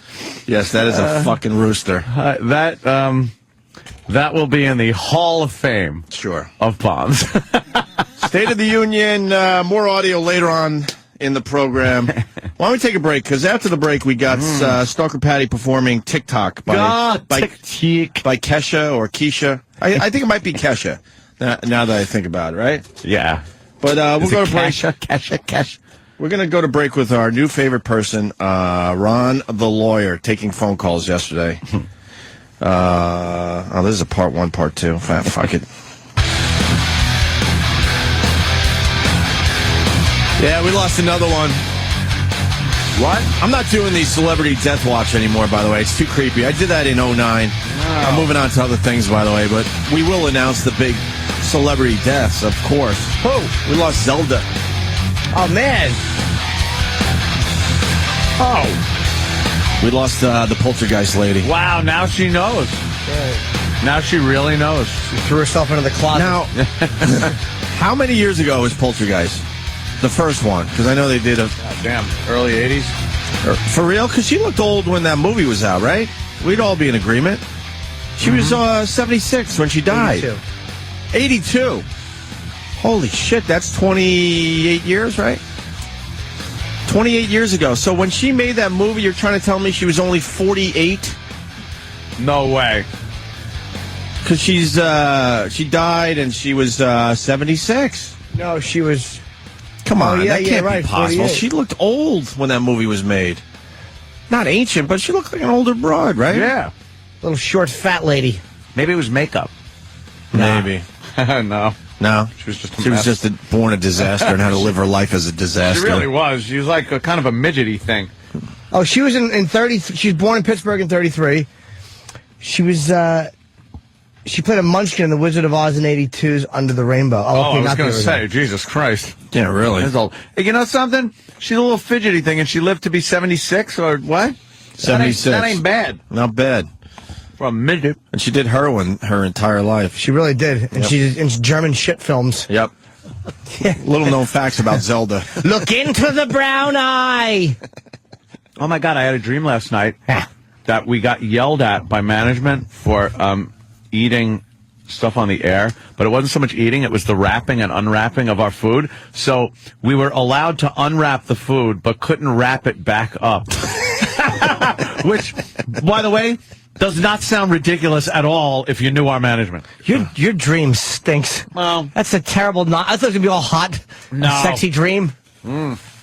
That was tasty. I just thought about it because I'm eating here going, am I going to get in trouble? Oh, it was a dream. Fuck it. I think that symbolizes Anthony's problems Right, with Lydia. addictive behavior. Yeah, shut it, because he Lydia. unwraps something, but then he can't contain it and put it back in his little package. Either that, or he really doesn't like wrapping noises. Yeah, they're probably down the hall going, good idea. Top-notch idea.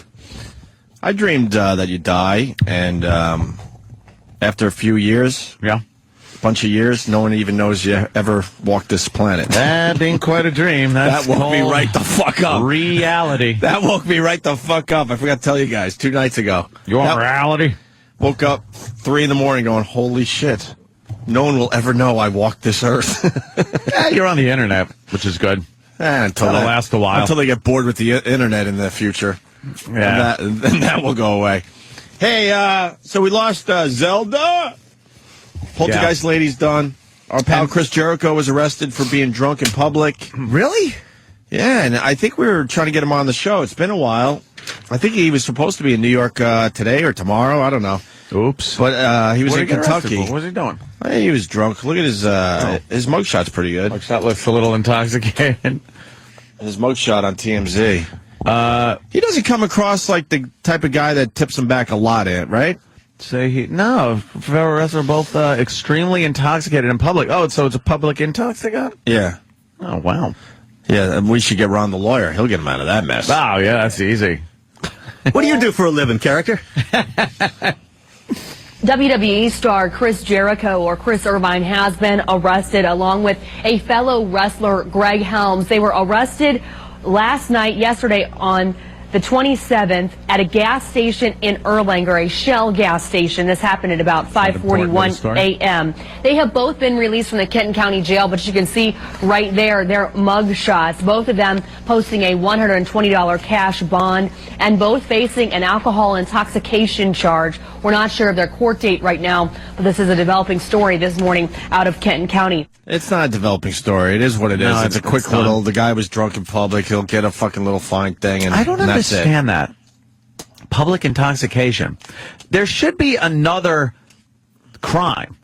Like, it shouldn't just be you're drunk. It should be, all right, you're drunk and you were assaulting somebody or being a disturbance or something. Just being drunk in public it doesn't seem like much of a crime to me. It's legal to drink. They sell the shit. It makes you drunk. People seem to know that. Well, it's not driving. What was he doing that they said, holy shit, that guy's Well, drunk? that's just that's it. what It's like, that's what it should come down to. to. You're But right. that should be the crime. Just the act of being drunk outside is kind of fun. And if you're a fun person, then what's the problem? I say. Oh, he was blowing a dog's... Oh, okay. They were blowing dogs If at you- the Shell if you station. blow, stray all dogs. Right. All right, now I understand. All right. Yeah. And the dog pressed charges. Yes. Said, I'm not homo. And Jesus. Whatever. Oh, well, the phones are starting to ring, so maybe someone knows a little more about that. It'll be, be all right. I didn't want to go too deep in that story. It was like, I just don't want an arrest record or anything. Jesus Christ. That's an Especially for something like that. No, but that's there now. That's It's fucking there. That's a laughable one. That's You an easy one. Laughable or not, you just don't want it. You just don't want that there. Just in case, you want to do something that entails having a completely clean record. Well, Stinkfist writes from Florida. Stinkfist? Who, with a lot of O's, gives a fuck? We're $1 trillion in debt. Oh, that doesn't mean anything. And by the way, a correction. Somebody actually Googled it. Obama is the number one Google, and number 2 was Steve Jobs. Oh, yeah? Or the iPad. So Google? We said that What about iPad would Yahoo? be higher on the Google trends than Obama. That was a while. He's kind of right. Obama's still above. He was a hot topic. However, as far as searches go, more people were searching for the iPod than for iPad. I'm sorry, iPad, God damn it! Than the State of the Union address. Yeah, That is going to be confusing. iPad, iPod. It I don't know. sure is, it. What do you do? People just go iPod. Oh, okay. Yeah, that is easy. iPad. Oh, I meant that. That'll be very, very simple. What? You've confused me. Why do I have to fly in a small plane today in this fucking blizzard? Jimmy, don't worry. Okay. I'm over it. You're fine. Those planes, and it's nothing. It's not a blizzard. They said there's going to be a little bit of snow. Yay. Here in the morning. That's what they said at the Big Bopper, too. And then, don't bring Yeah, that it's up. Oh, nothing. I'm sure they just said it's all right. It's a passing storm. Chantilly lace. We're too low, baby. Oh, is he fucking awful? Poor guy. Poor guy, what? He's terrible. Yeah, you're right. Baby. Yeah, this is the Big Bopper speaking. Oh, you sweet. We're flying into a what? Do I want? Will I what? There's too much snow, baby. What I like. My asshole going through my face. Walk and a giggle and talk. Make the world go round. Ain't nothing in the world like a big-eyed girl to make me act so funny. Make me spend my money. yeah. Make me feel real loose like a long neck, loose like a girl. Oh, baby, that's what I like. What's that, baby? What's that, baby? I shouldn't get on the what? But All right. Didn't he bring a phone on stage with him? And he would actually talk into a real phone. Find that if that's on YouTube, if he's talking if he's phone acting. I believe he was a prop singer, and he brought a phone on stage with him. No, he didn't. And talked into it like, oh, what? What's his other big song? That was it. Oh, that boy. plane crash did him a favor. Here it is. No one would have remembered him. Here We're looking on YouTube. Today your birthday? Oh, what is this you have here? Candy or something? Yes. How old does this make you? 13. She's 13. She looks 25. Joan? Oh, Uncle Joan, Paul. I need just a little bit Is of that help Dick to help me set Clark? the scene. What do you see as you look through here? This will take us to the next spot. Maybe, yeah. This is very old. The Eiffel Tower. Yee. I see the left side of the brain betraying you. Is that Dick Clark? That's Dick Clark, man. Wow. This is black and white Chantilly from lace. And the Big Bopper. the Big Boppers coming out. They're all clapping for the Big Don't Bopper. clap for him. He's lip syncing into a phone. Oh, looks like Steve from Bayshore. Oh, you sweet thing. Do I want? Will I what? Oh no, he's making facial expressions that are giving me such douche chills. Oh, what I like. Wait, hangs up. Chantilly. Yeah! He's got 3 phones! Yes! Well, because it's a phone song. And a guitar. And then he walks over to the other phone and picks it up. And he has no microphone. You know what this song's about? For real? What? Finger popping. Is it? Yeah. She wants to be finger popped or doesn't want to be? Well, that's right. Whoa. Who thinks he's really singing this? Oh, picks up the other phone. Oh. But, oh, honey. Oh, how annoying is this? This is... He's wearing a and it's striped suit. It's such an oldie time phone, too. Yeah, it's the type that wraps up like the letter J. There he goes again. Chantilly lace. And now he walks to the other phone. What bad lip syncing. He's going to go to the third phone? Third phone. Yeah. And he's playing the guitar. See it? Oh, they're all clapping in their suits in the audience. Look at nerds. She's like 12. She looks 30. What was with that? It was Winnie Cooper. All right, they have the third phone now. Yeah. What's that? He's a what? But baby, I ain't got no money, honey. Talks like that. Oh, all right, honey, you know what I like. Blowjob. Blowjob. He's not even playing the guitar now.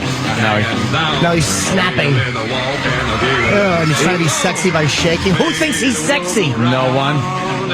Whoever was on the phone, apparently. Oh, is he fucking... What a turd this guy was. I have a revelation. The Big Bopper stunk? Well, yeah. Stephen S. from Bay Shore, you did what? You slept with a what? I have a revelation. Oh, but Stephen had a nice line there. Well, fuck Steve from Bay Shore. Right. That's right. I swear to you, in all the years I've been on this planet, till right now, I thought the Big Bopper was black. I swear to you. Did you really? I swear to God, in all the years, I swear I thought he was a black man. I think I know why. When somebody was a little boy, would mother say, go to your room, the Big Bopper's coming over. And a large black gentleman would come in. I swear I thought he was black. I think we got a bit for Big A, the Big A Bopper. Can we have Big A sing? That's what I would want. Chantilly lace. Yes. Instead of a fucking phone, he picks up a bottle of Lavoris. Wow. What are we doing? What are we doing? We were going to do the Patty thing. Let's do the Patty Sticking thing. with the musical theme of the show. But then we got to get into Paul Shirley and what he said, because there's an update on that. We were supposed to do it yesterday, but we ran out of time. Yeah. He has some things to say about Haiti, and the NBA is not happy. No? No. Yeah. But first, Stalker Patty. We played this song TikTok by Keisha, whatever. Kesha? Who is it? Help me out. Is it Kesha? I would say Keisha. Do you have the original song? Just give us a taste of the original, and then we had Stalker Patty redo it. Going and feeling like P. Diddy. Put my glasses, I'm out the door. I'm gonna hit this city. Before I leave, brush my teeth with a bottle of Jack. Cause when I leave for the night, I ain't coming back. I'm talking pedicure. Brush your teeth with a fucking shotgun shot. Clothes, boys blowing up our phones. Dropped up and playing our favorite CDs. Pulling up to the parties. Trying to get a little bit tipsy. Don't stop, make it pop. DJ, blow my speakers up tonight. I'ma fight till we see the sunlight. Tick-tock on the clock, but the party don't stop. No. Don't stop, make it pop. DJ, blow my speakers up tonight. I'ma fight till we see the sunlight. This sucks a dick. Yes, it does. It's really bad. It's pretty much the #1 song in America. You just went ew to the woman on TV here in New York City, locally, Fox. Yeah. She was attacked by a coyote. Really? Yeah. Sure didn't want to mate. What animal did he mistake her for? Exactly. He thought she was Tiny Tim. Wow. Coyote wanted to mate with her. Thought it was another coyote. Yeah. Okay. Just pumping up what Jimmy said. No, Anthony said that. Yeah. Anthony said, mate. That was the real song. Yeah. Now, we noticed that at the beginning, especially, she sounds like Stalker Patty with Stalker Patty's stupid voice. So we thought, let's get Patty in here and do it. Sam, you supervised this production? Yes. Stalker Patty had not heard the song before she heard it on this show. Well, she's very musical, though. Most retards are. She was, and she did take to it like a fish to water. Ah, did she? Good. Yeah. So did the little fucking. Fuck! What? Damn it! What? I can never remember her name. Susan Smith? Yeah. Or Andrea Yates? So did the Smith kids. I should always stick with Connor Peterson. Yeah, so did the Yateses. Yeah. Damn it. But then, yeah, we decided to auto-tune her. Troy brought him. Troy may be getting a Pro Tools rig after all. Hey, it's about fucking time. But for this one, he still had to bring it home and do it on his laptop. Do it at home. Because that makes sense. Yeah. With his own They personal can't figure time. out that Troy is now helping out the show and might need some tools around here. Right. But we were both surprised that we think this could be a hit. Patty could be the next big thing. Here it is, Aunt Patty doing Kesha's TikTok song. This is the first time we're hearing this, too. We decided to listen to this cold, Sam. Yeah. Oh, boy. Didn't preview it. Wake up in the morning feeling like P. Diddy. Wear my glasses out the door, I'm gonna hit this city. When I leave, brush my teeth with a bottle of Jack. Cause when I leave for the night, I ain't coming back. I'm talking pedicure on your toes, trying on all our clothes. Boys blowing up our phones. Drop talking, playing favorite CDs. Going up to the parties, trying to get a little bit tipsy. Don't stop, make it pop. DJ, blow my speakers up tonight. Should we see the sunlight? Tick-tock on the clock, but the party don't stop. Anyone can do this. That's, you know what? Anyone can do this. Look, it's Stalker Patty, it's a goof, and there's some laughs in there, and it's awful and all that crap. But, yes, Anthony, let's make the point. It's just... This Kesha bitch walks around like she's the next big thing when they can make anybody into a Kesha. Anybody. That's just Troy at his fucking, at his home computer. Making Stalker Patty sound pretty good. Production skills and that auto-tuner, you fucking just make anybody sound Anybody. good. Or at least halfway. And this is just whatever. Troy messing around for an hour or two. I mean, the real producers out there, they spend fucking weeks on these songs. And they have full studios and stuff. Yeah. Right. Yeah, and they're doing different takes and everything. Amazing.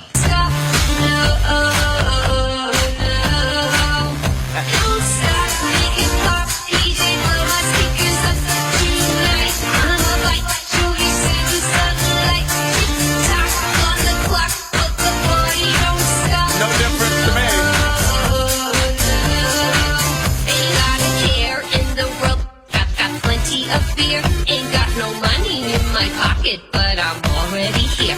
And now the dudes are lining up, cause they hear we got swagger. But we kick them to the curb unless they look like Mick Jagger. Talking about everybody getting drunk.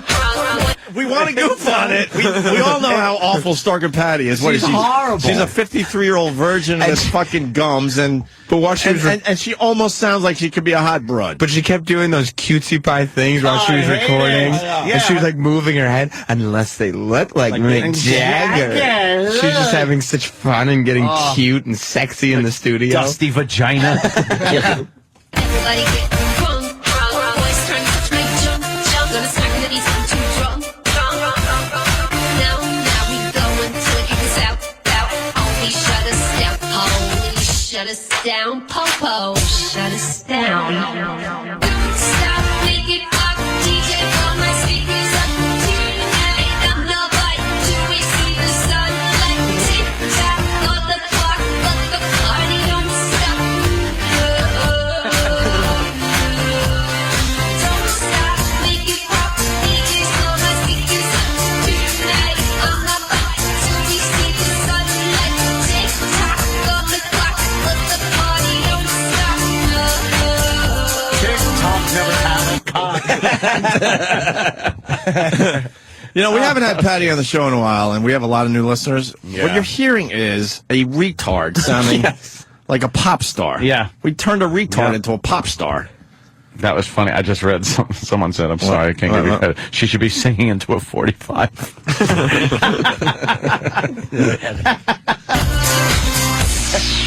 TikTok left on a doorstop. Oh, I fucked up.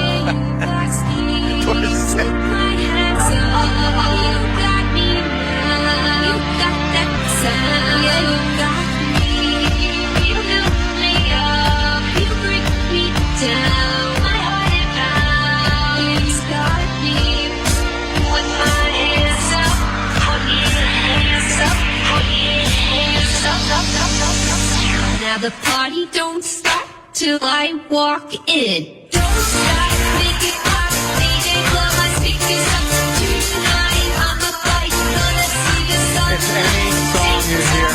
On the clock, but the party don't stop. It's any song you hear. Don't stop, make it pop, DJ, blow my speakers up tonight. I'm a fight to receive the sunlight. Tick tock on the clock, but the party don't stop. No. Perfect. That's it. Done. Really? Okay. See? That's a good ending. Funny. That's fucked up, man. That just goes to show That's you. fucked up. I mean, When- Stalker Patty could sing. We've all heard her sing. She's Yeah, it's just sung some somebody who stuff can for stay us and on Ron and Fez. And, key and whatever. But especially when the music kicks in, and then you get to really produce around the voice and the music. Yeah. It's just like, all right, if that was playing on the radio, I would just go like, oh, here's another one of these. Someone- Another pop song. Yeah, it's another pop song. Someone wants us to put the songs back to back or whatever. Could you try that and see if it works at all? Yeah, we could do I something. think her version. Crossfader? I think her version is slightly slower, right? Patty's? Yeah.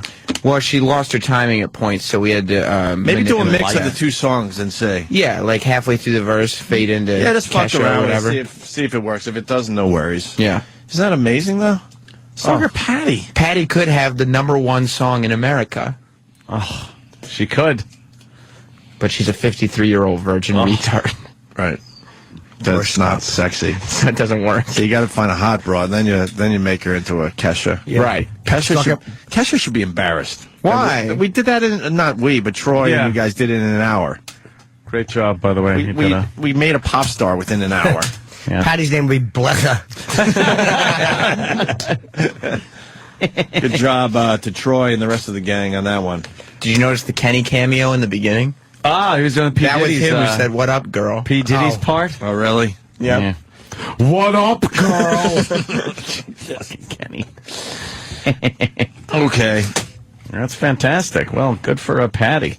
She's got a hit song. She's got it. Yeah. No snap. All right, Paul Shirley. Let's talk about Paul Shirley for a minute or two here. I am serious, and don't call me Paul Shirley. Paul Shirley, I guess he's an ex-NBA guy. I don't really remember Is he him still playing or no? I don't even remember him. They said he wasn't very famous, but I think he played for the Bulls and maybe the Suns. But he was done now? He's done now, yeah. And he's an analyst? Yeah, he blogs for ESPN. And now he doesn't anymore, right? I wouldn't think so. I think he got suspended or fired or something. Well, this is what Paul Shirley had to say about Haiti. If you haven't heard this yet, it's pretty outrageous. Had you ever heard of Paul Shirley? The basketball player? No. Most people have not heard of this guy, and they're probably going to wish they hadn't after you hear about this story. He's Shut up. Why? Because look at me. I could not possibly have these feelings or agree with anything anyone said. It's amazing. Every newscaster has to editorialize before they tell the story. Look, hey, I'm much too good You're gonna wish think you like hadn't? this. But the fact that this shows you what the type of a fucking pussy country we live in. The fact that a guy who has an unpopular or even stupid opinion is considered news, and he's fired for it. I think his opinion was dumb. I think he was an asshole for saying it. But the fact that that can cost you your job just shows you what a sickening country we live in. Yeah. And there was a time it didn't cost you your job. Well, 1861. But he didn't say anything about race. There was no racial problem. All right. Well, here. You hear about this story. He's a former NBA player. He played for the Phoenix Suns, Chicago Bulls, but never really gained that much notoriety. Yeah. Well, he wrote an open letter, and in the letter it starts off with, "I don't know if what I'm about to write makes me a monster," but take a listen to the rest of it. Well, he's setting it up, saying, look, I don't know, but here's my thoughts that I am free to express. In America. Yes. Well, not really free anymore because, there are consequences, major consequences. Consequences, as long as I'm rich. You can't just speak your mind anymore because there's going to be consequences. In this case, your job. How come people who always talk about you can't speak your mind always talk about how awful the Catholic Church is and Bush, but why do they never say when you say things that are unpopular like this that have anything to do with race or anything to do with black-white, you're in deep trouble? How come people never say that as a sign of how America is not truly a free place to express your opinions? And this same twat newscaster, I would love to hear her introduction, again, back to it, the black Columbia professor that punched his white coworker woman in the face after a racial argument. Do you understand? Yeah. Did she come out and go, did you ever hear this, professor? Well, you're going to wish you hadn't. I guarantee you she didn't cover it like that. Phony bitch. Wish you hadn't. Let's listen to what he has to say. I bet you. I really haven't heard this yet. I haven't yet either. I bet you there's some truths in this. All right. Maybe truths that people don't want to hear. Yeah. I've read it. I thought he was an asshole for saying it. Okay. It was idiotic and pointless. Okay. Was it? Yeah. Listen to the rest of it. It reads, this is just an excerpt from it because it really is a long letter. Dear Haitians, first of all, kudos on developing the poorest country in the Western Hemisphere. Your commitment to human rights, infrastructure, and birth control should be applauded. As we prepare to assist you in this difficult time, a polite request. If it's possible, could you not rebuild your island home in the image of its predecessor? Could you not resort to the creation of flimsy shanty and shack towns? And could maybe some of you use a condom once in a while? Sincerely, the rest of the world. He says he feels like he is voicing what a lot of people might be thinking but are not saying. And as you read the extensive letter, he goes on to compare it to Katrina and the tsunami and saying something along the lines of, if you rebuild your house on a lower level knowing it could flood, maybe it's your fault. Maybe we shouldn't be responsible. And he goes clearly on to say he's not donating a cent. All right. If he wrote this before the earthquake, not even news. Not even news. After earthquake, now we all have to be like, hey, be sensitive. A lot of people died, which they did. A lot of people died. Over 150,000 people killed.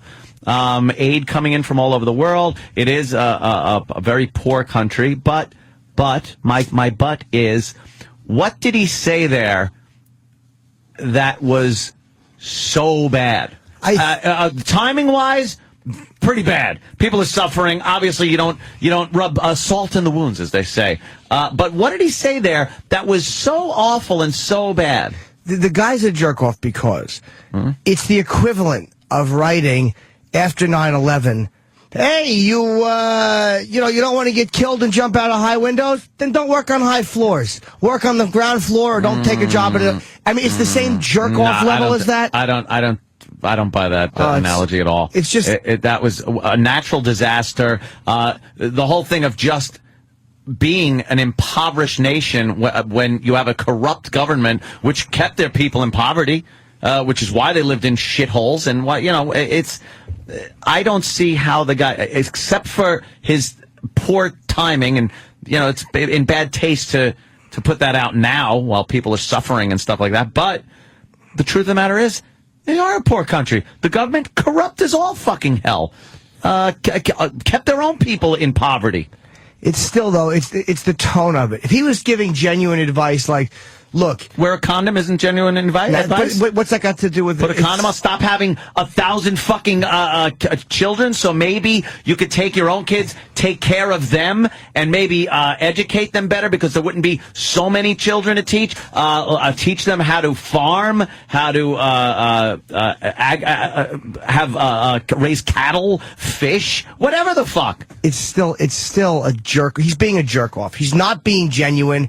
He's being a jerk off. It's like the tone of it is obvious. He's just being a jerk off. And I'm not saying he should be fired for that because I really don't. Like, I don't like the guy's opinion. He should be fired. And he should have the right to say it. Be fired. He should have the right to say that without losing his livelihood. And Anthony's brought up a lot. You should have the right to say awful things Absolutely. in this country. It's like, that's what freedom of speech is. But that's not not just stuff you agree with.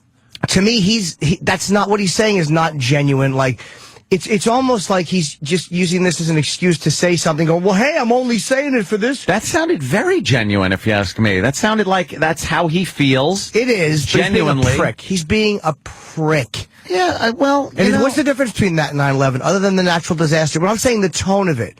When the tone of it is to be shitty, that's what it is. Well, Christopher Reeve, how about this? Christopher Reeve rides a horse. I've made a lot of jokes about it. But it's the same as coming out and going, hey, you don't want to be paralyzed below the neck? Don't ride horses. Technically, you're correct. Right. And in a court of law, they couldn't sue you for libel. But you're still being a jerk off by saying that as genuine advice. And you're hiding behind the fact of, hey, I'm giving genuine advice. But really, there's an underlying, I'm being a prick motive. I don't know. People aren't being solicited to give him money after he broke his back. How can he speak for the rest of the world, though? How does he know how the rest of the world feels? Well, that was obviously. I'm not agreeing with every word this guy said verbatim. I'm just saying the idea behind what he was saying is something that people do think. They do think, look, you're an underdeveloped nation in a hemisphere that is predominantly developed. You share an island. There's nothing but a border between them and the Dominican Republic. And the Dominican Republic has seemed to have mastered farming and fishing and using their natural resources to build themselves up. What is their problem? What is the problem with Haiti? Why is that a line drawn in the dirt on the same fucking island, the same people? Why so different? Because I think what he's doing, what makes me think the guy's a jerk off, is that he's attacking, or he's being a cunt to the people. And look, I'm not saying that, yeah, they should rebuild shanty towns. But there's a way to do that where you understand. It's like we all have the commonality of language, so we understand intent. Mm-hmm. Hey, the Giants killed the Jets. We don't think they really murdered them. Right. So we understand what somebody is saying sometimes by the way they phrase things. And he's not just giving genuine advice like, look, as horrible as this is, try to rebuild without doing this or that, and try to get a better government in there, so structurally you'll be sounder. But that's not what he's doing. He's being a twat. Because when people are buried under rubble, hey, wear a condom once in a while. You're being a cunt, and everybody knows you're being a cunt. But that's exactly what I said. The timing of this is bad. Is very bad. And if it was written before the earthquake, wouldn't have been news. Probably not. Wouldn't have been news because he probably wouldn't have written it. He probably wouldn't have written it. You're right. But if he had, most people would have looked at that and said, wow, you know something? It's got a point there. But because they're in the midst of tragedy, it's a sensitive situation, and the guy's not allowed to voice it. He should be allowed to voice it. Even though I think he's a complete scumbag, he should be allowed to voice it. All right. He should be allowed to voice it. Agree to disagree?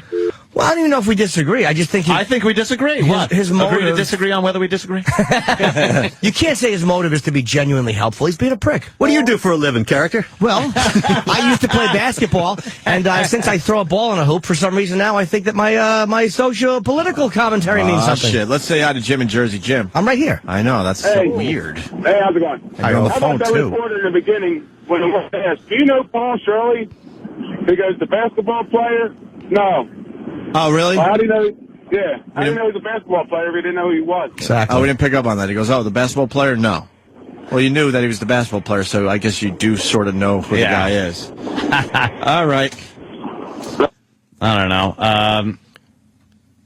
Being sarcastic, yeah, you think? Hey, look, all Khalid Muhammad was doing when he was speaking for Louis Farrakhan was expressing unpopular opinions. And I disagreed with what he said, and I still back his right to say it too. It's no different. He was saying that basically South Africa should be overrun and they should kill every man, woman, and child. That was how he felt. That's how you get black people back to, or get the invading Dutch or whatever it was out of South Africa. That was his solution. Mm-hmm. And, people gave him shit for it. They're like, you're being a scumbag. You're not trying to give a genuine solution. You're just expressing something to be nasty. And people kind of sense the difference. Well, that's kind of I don't know, that's a little violent. But this guy's pretty much what he was saying was, look, your lifestyle, the way you are such an underdeveloped nation, surrounded by relative wealth. He's using the earthquake as an excuse to attack them for shit that he already didn't like them for. Oh, okay. The earthquake is not. I'll agree with that. Because it's like that. This is why it's not genuine. Because if he had just written that, what does the AIDS or condoms or underdevelopment have to do with the earthquake? It just has nothing to do with it. It really is not the same thing. Now he's talking about the rebuilding portion. Now, if all this money is being shipped into Haiti, which it is, where is it going to go? Is it going to go? Are people just going to rebuild shanties waiting for another earthquake? Is this an opportunity for a legitimate, non-corrupt government to get in there? For people to, maybe the Americans that are there already, for them to teach and train people. I hate using that, teach a person to fish, give them a fish thing, but I don't think they're bringing in enough money to accomplish all that, though, man. For real. I know a lot of money's going to Haiti, but I don't think it's enough to... I think it's just enough money to get these people back on their feet and not much else. But they had nothing to begin with. No, I understand that. It's like, but it's not like they're getting so much money that their lives are going to be that much better when this is all when you have over a government that is as corrupt as the Haitian government. Yeah, they got to take care of their own. There's nothing they can do. It goes back to your theme. They got to take care of their own. In the end. Yeah. Well, that's true. Did he say the same thing about San Francisco when they got devastated back during the World Series a few years ago? Whenever that was, did he say the same things about that? About, hey, people of San Francisco, you just move out. Don't live there if you don't want to be killed in an earthquake. So, no, I think his letter would have probably been more like, hey, San Francisco, what are you going to do? Just rebuild the bridges so they collapse on top of each other like pancakes and kill each other again? Which, by the way, they didn't. Hey. They saw what happened. They took into account what an earthquake does to certain structures and fixed it. And that's, I think, was part of his point. It's covered in, like you had said, he had ulterior motives beforehand. Obviously, he didn't like the Haitian people. So he should have just come out and said that instead of fucking poorly disguising it behind. Hey, I'm just saying. How about you stop being a faggot and just say what you want to say? I don't like Haitians, or this is how I feel. You understand? You don't need an excuse to say it. Let me jump in here with Mike in Indiana. He might have more on this. Go ahead, Mike. Hey, good morning, boys. Hey. Hey, why not just get a copy of the whole letter? I mean, you guys and everybody, the media, they're judging this dude on just, like the news lady said, an excerpt of the letter. He may have had something a lot more to say. Did you read the whole letter? What do you do, character? What do you do for a living, character? What do you do for a living, character? Did you read the whole letter? All right, fair enough, man. We should see the whole letter. Maybe there is more to it. Okay. Maybe Mike's right on this one. But, hey, do me a favor, wear a condom, sincerely, the rest of the world. I can't see anything else in the letter making him not a jerk and off. it's not the rest of the world. Africa wouldn't believe in that. Is that the whole letter? That's the whole thing. We did the whole thing. Oh, we did the whole letter. It was a short little note. All right, well... Sincerely, the rest of the world. That's a little pompous. Well, that's what I said. Africa wouldn't believe in that. They're all for not wearing condoms, right? So is he... Wait, hold on. Let's see. Is he really saying kudos on developing the poorest country in the Western Hemisphere? That obviously is sarcasm. Oh, he's being a prick. Okay, so your commitment to human rights, infrastructure, and birth control should be applauded. What the More fuck sarcasm. do those things have to do with people being buried alive in an earthquake? Nothing. He's being a cunt. You know what? But there is something there. They weren't able to react to a natural disaster in a way that they didn't need the assistance from the entire world to help them. Dude, we didn't need the world's assistance, but look at how we as a country, the most advanced civilization ever, quote unquote, handled Katrina. Abysmally. An abysmal job. And there are a lot of theories and things about why that happened the way it did. I'm just saying, logistically, yeah, that was really fucked up. We had everything we needed. FEMA we had sucked. the resources. FEMA sucked, and Ray Nagin's an idiot. Yeah. I think Ray Nagin, the mayor, right? Is an idiot. Yeah. And I think he handled it terribly, and I think that a lot of people didn't want to leave early. The resources absolutely were there, though. We're here. How long it took to get him there, that the logistics of transporting shit, fuck up, things like that. But when you have a country like Haiti, they are vulnerable to natural disasters without even thinking, what would we do if this happens? No contingency plan, no money to back it up, no emergency rescue crews that they themselves can help themselves. And I understand this happens all over the world. But again, this is a country that's surrounded by pretty wealthy nations, but they're doing pretty well. The earthquake hit Port-au-Prince pretty bad too. I mean, It devastated the capital. Yeah, the location of the earthquake certainly didn't help matters either. I'm not agreeing with the guy totally. The most developed area of Haiti was fucking destroyed. Yeah, and I don't think the shanty towns, you know what? I'm going to guess there was a lot less deaths there because they're all fucking little flimsy, shitty shacks. You're much less likely to be crushed under a shitty little flimsy fucking piece of metal. Hey, let's go to Matt in Arkansas. He did some time in Haiti. Matt? Yeah. Hey, what's happening, guys? What's up? Matt? Hey, listen, I was actually over there about 12 years ago. I was in the Air Force, and I was stationed at an Army base, and we were immunizing and vaccinating a lot of the children over there. Needless to say, a lot of people didn't want us there in Haiti and would throw stuff at us, and we could get off the base without, even the medical group had to have a pistol on them. But point being, with the letter this guy said about condoms is completely true. I don't know if you know this, but a huge population over in Haiti is HIV positive. Yes, we do know that. Yeah, so they're actually, not only are they just multiplying by the tons, they're spreading HIV as they do it. But again, even though you're correct technically, and again, in a court of law, they couldn't fault him for lying, but what he's saying is ridiculous, and he's being a scumbag by saying it because it's not related to what happened. That's like a woman who gets raped, and after she gets raped, you say, "Oh, by the way, go back and take night classes so you can get a better job." Stupid. It's irrelevant. It's irrelevant to what happened, and you're using what happened to springboard into just being a twat, which is what he's doing. Okay, then let me put it in these terms.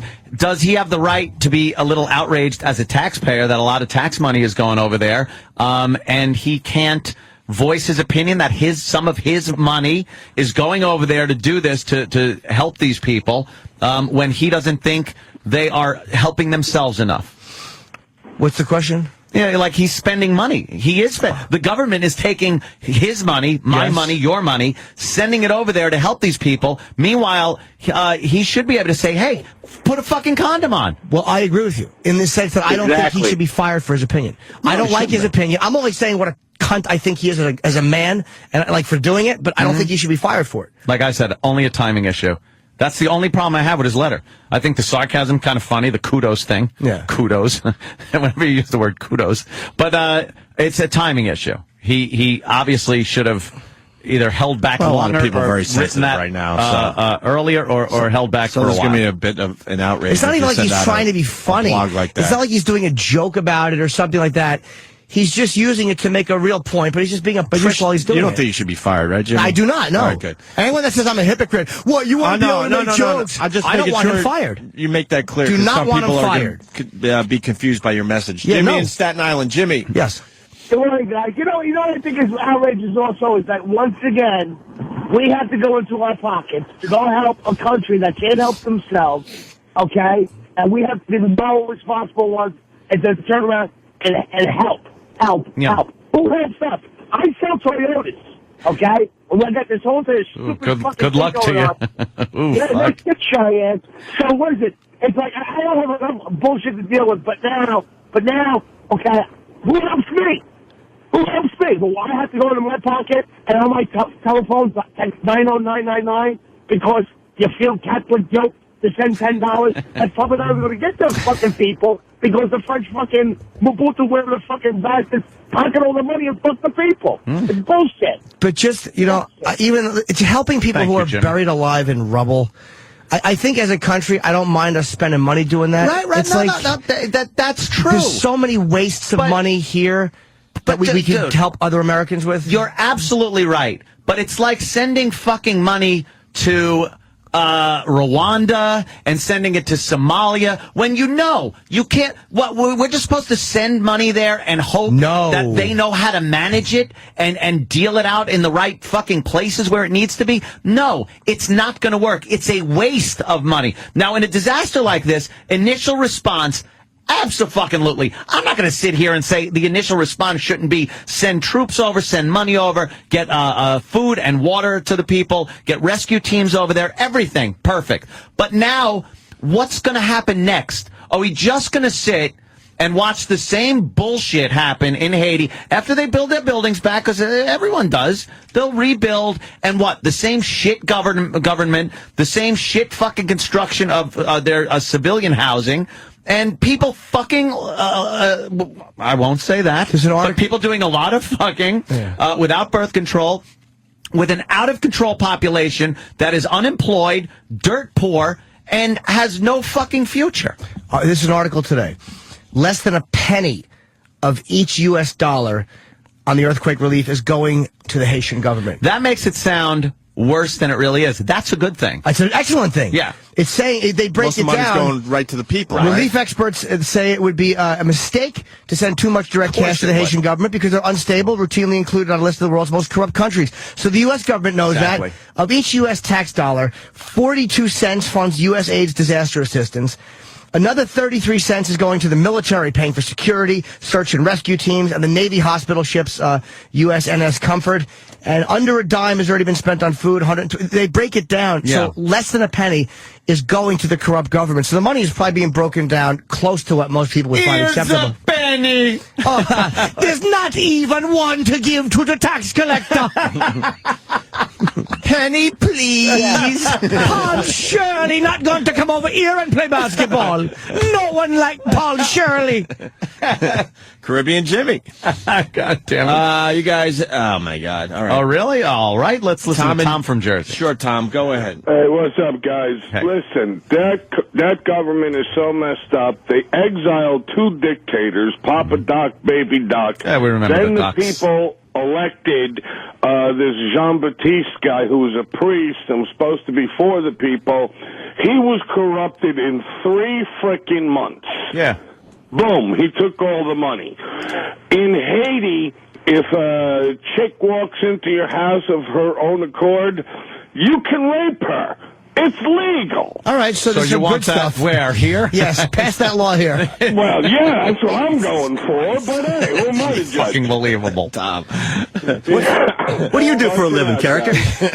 Thank you, Tom. Let's go to Shane in, where are we going? Shane in Ohio, it looks like. Shane. Hey, what's going on, guys? Hey, buddy. Hey, man. Hey, I just want to say it's bullshit, man, that, like, we give more than any other country in the world, and not even just our government, just us as a population. Yeah, I we agree. give more than anywhere. And they hate us, man. We should just cut them all off, man. Fuck the aid, fuck all that shit, man. Let them starve, let them rot. I don't think there's a on-off to who we should help or not help and stuff. But I do think we give aid to too many countries. I think some of them should just be cut off completely. Nations that are just bottomless pits of money. Yep. They can't be fucking taught to live together without hacking each other apart. Civil war, slavery that is still running rampant, by the way, genocide, and we just decide, well, we got to at least feed the children. The children grow up to become militants under warlords. So I don't understand what we're doing. Does this sound cruel? Fuck yes. I see the commercials at night with the flies and the bloated bellies and the fucking riverage shit in the middle of town. But you know what? It's just Bob Kelly fishing. Unless there's a fucking game plan, we can't get involved politically. We tried getting involved militarily in Somalia. Saw what happened there. I don't know about you, but I sure am not happy watching American lives being sacrificed for people that do not want it. Agree. In any circumstance. But they still keep pouring money into these places, and I don't think it's worth it. I agree with you. Again, helping people in a time like this, fine. Right. You're buried alive. Tsunami, same thing. Any type Fine. of a disaster where there's Yeah. there's just a fucking society that's been completely decimated.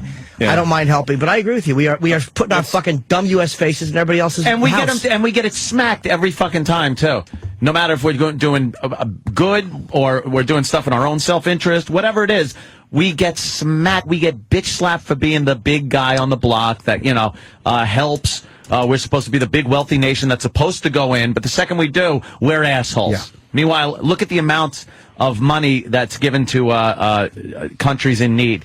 The United States tops the fucking list. China's pocketing every fucking dime that the whole world is giving them now because they're all of a sudden this industrial fucking dynamo. And look at the amount of money they put out to help fucking the world. Yeah. They don't give a shit. Well, they don't have any emotions, so they don't Of really course understand not. why this is bothersome. Yes. Let's go to Jeremy in Jersey. Jeremy. How you boys doing? All right, Jeremy. And I love you, but I gotta ask, has anything in American or world history ever happened to a black person that you felt bad about, that you didn't justify some negative comment to? I mean, I'm fucking with you, but I'm half serious. To a black person that whenever something like that, like Katrina, the tsunami years ago, not fun. Sorry, Tsunami was Asian. Black person. An Indian. Yeah, I'm sorry. Let me correct myself. Any kind of brown person of any shade, where you looked at it strictly from your emotions, not from some pundit response. I gave you an example just before the Rwanda situation years ago. Okay, all right. With the Hutu and the Tutsis. That was genocide, and it was despicable. And the fact that the United Nations went in there with vaginas. And did nothing to help that situation out was ridiculous, and let it continue. Whose side were you on, Ant? The lighter skinned blacks? I was on the lighter skinned black side. The Tutsis, I believe, were the. Look at it from No, I understand. Look, call it what you like, but I just don't like when nations are dependent on other nations without an end game. We need some kind of an end game. And if that just happens around the world to include a disproportionate number of countries that are populated by a majority of black people, then it looks like I'm just picking out black people, but I'm picking out nations that are inherently, we need development in some of these nations so they can be self-sufficient instead of us just pumping fucking money in year after year, and then you go back years later and see nothing has changed. And cut. Thank you, sir. Thank you. All right. I think we made our point. A lot of people calling with pretty much the same stuff. So I try to word things so I don't get fired. No kidding. You don't think I know? I do the dance. We're going to take a break. We got another Lawyer Ron call to do into break here. I didn't say the end game. I said the end game. Ron the Lawyer, the latest star on the Opie and Anthony show. He was in yesterday, and man, he went at it with the phone calls. Here's another one of those phone calls.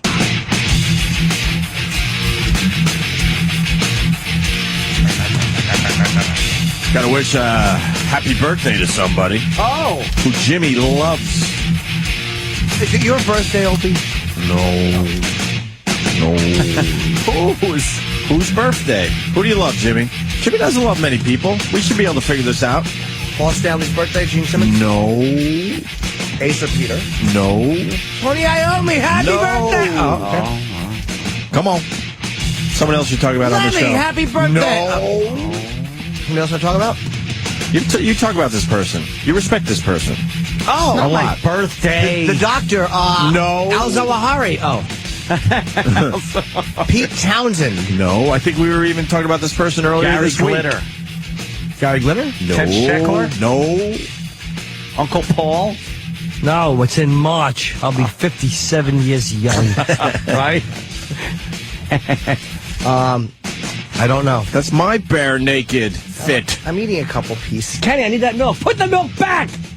Whoa. We're all panicking. Being reprimanded. Why are you eating my food? Hang on. I'm hungry, man. Food is such a hassle with this show. It really is just such a pain in the ass. Ooh.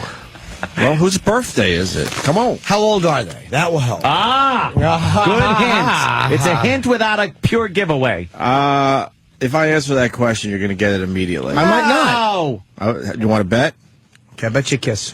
Mm-hmm. Oh, boy. 74. Oh, my God. Oh, okay. 74.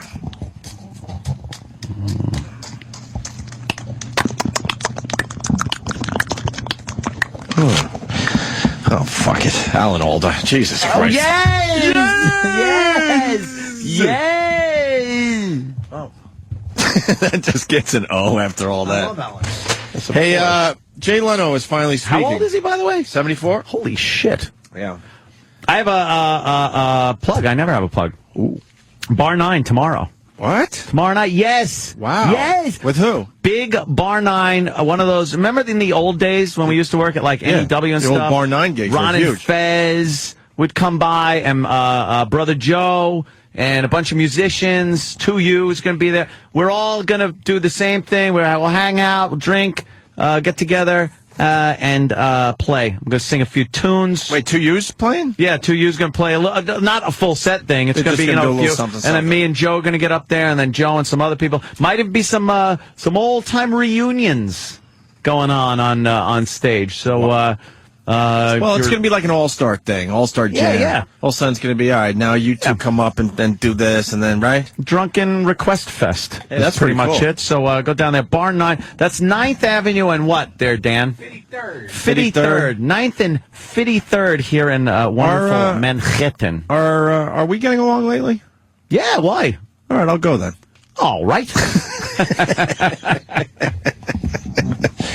Hey, Ant. Someone just sent me something fun, really good on Twitter, Opie Radio on Twitter.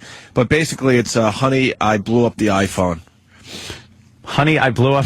Yes, that's exactly what it is. Wait, can you go to the Twitter? Okay, that's pretty funny. I just tweeted it for everybody else and gave. Is it a picture? Yeah, I gave the guy credit. It's got Rick Moranis. Yeah. Well, no, I guess they could do a better job with it. Yeah, You're you right. could get like Rick Moranis with the thing. I guess you're right. But this is what it is so far. It's honey, I blew up the iPhone, and there's Steve Jobs holding a giant iPhone on stage, basically. That's pretty good. Of course, the iPad. Not bad. But now you take iPad. that, and I think you can enhance it with a little Rick Moranis action, right? Maybe Yeah. make a yeah, you know what? You need a big person in there, like a much taller person, and then it would all come together. Was that Avril Lavigne? Yeah, she looked How all right dare in that you. picture. I all of a sudden got a hard-on for Avril Lavigne that, like, will not go away. You've dated a lot of women that look like her. Avril Lavigne-ish. Kind of have that look. Yeah, that's kind of my type. Katy Perry. Yeah? You see her on Idol? Dan, you're all about that too, right? You know, I mean, I've seen her all over the gossip blogs, and I never really thought much But to of her. see her on TV with the attitude, I'm like, holy shit. She's definitely really hot. Yeah? And I'm usually not a titty guy either, and she's got gigantic, Titty lovely guy. tits. Yeah, I'm she's not fantastic. a titty guy. I'm not a titty guy. All right. She's very nice. Yeah, where? Um, Oh, is that the chick? what? Is that the chick? Katy Perry? Yeah. Yeah, I'm trying to All find a right, good that's one. your type. Get the fuck out of here. No, she's our. No, come That's on. Danny's type, except for, not Come being on. titty guy, like you said. No, she takes some really good pictures too, man. Yeah, no. She doesn't take a bad picture. She's got that whole Baruch, what's her name? What was that chick's name from The Craft? Oh, Fairuza Balk. Fairuza yeah, Balk. she's good. Yeah, see, She's that's Danny's type. Wow, Yeah, that's what's wrong with pretty that? good. Yeah, that's Danny's There's type. nothing I wrong think with that's that. every guy's Yeah, that's type. a lot Look of at guys' that. type. What the fuck? Look at that nice bikini with those big melons. I'm not a titty guy either, but wow. Yeah. Big melons. All Big right. melons. Yeah, she's delicious. Get the bend over shot. What's your favorite word for breasts? Gazonkas? What are some of those other I breast like words? to call them kadzukis. Kadzukis? I prefer malignant. Jesus, man. Okay. Why the anger? All right, because it's no Why the anger. It's just unnecessary. What do you do for a living, just to character? be just to be outrageously funny. Well, you are a shock jock. I am shocking. Yeah, tits to the guys. What'd you call him as a kid? I'm trying to remember. Boobies. We had some dumb fucking nicknames for him. Boobies. Boobies? As a kid, yeah, they were boobies. We did use the term tit monster. I brought that to everyone's attention. Tit monster. I like rack, too. A nice rack. Rack. Women hate that. You know what? There's a double standard there. You can say to guys anything, when you call tits or whatever. But to a girl, is it like, oh, I love your tits? It just sounds. Yeah. Sometimes I'll say breast. Yeah. Or I love your areola holders. Areola, yes! Mammalian protuberances. All right. We have Nick Cannon's Mariah Carey prank call. Do you want to go back to the Nick Cannon thing? Put on your laughing hats. But before that, we got to get into the Leno thing. Leno's finally talking. He's going to be on Oprah, I think. Talks every night. He's going to be on Oprah today, I think? Yeah. Ow! You I tried it keep again. breaking the cases. Hope he's on an Oprah. If he is, I hope he's on his shoulders because he'll be too heavy to carry around. Shit. Holy shit.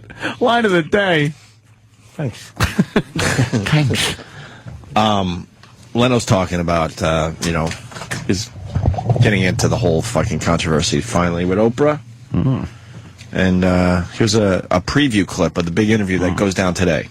Have you talked to Conan in person? Haven't talked to him during since all of this. No, I haven't. Did you want to pick up the phone?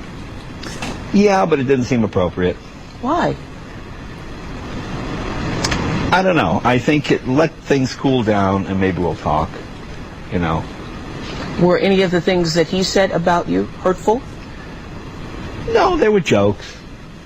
And that's okay. I mean... So jokes don't hurt you? Oh. It's what we do, You can't... It's like being a fighter and say, when you got punched in the head, did it hurt? Well, yeah, but you're a fighter. That's what you do. Wow. That's a weird tone he's got. He sounds like he's on the verge of tears.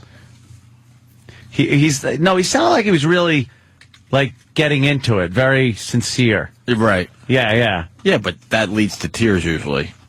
Yeah. Think about it. Not with Oprah? Oprah gets everyone fucking crying. Yeah, I thought it was only Barbara Walters' gig. Oprah gets everybody I crying. don't watch Oprah. You blame it on the race. I'm just saying.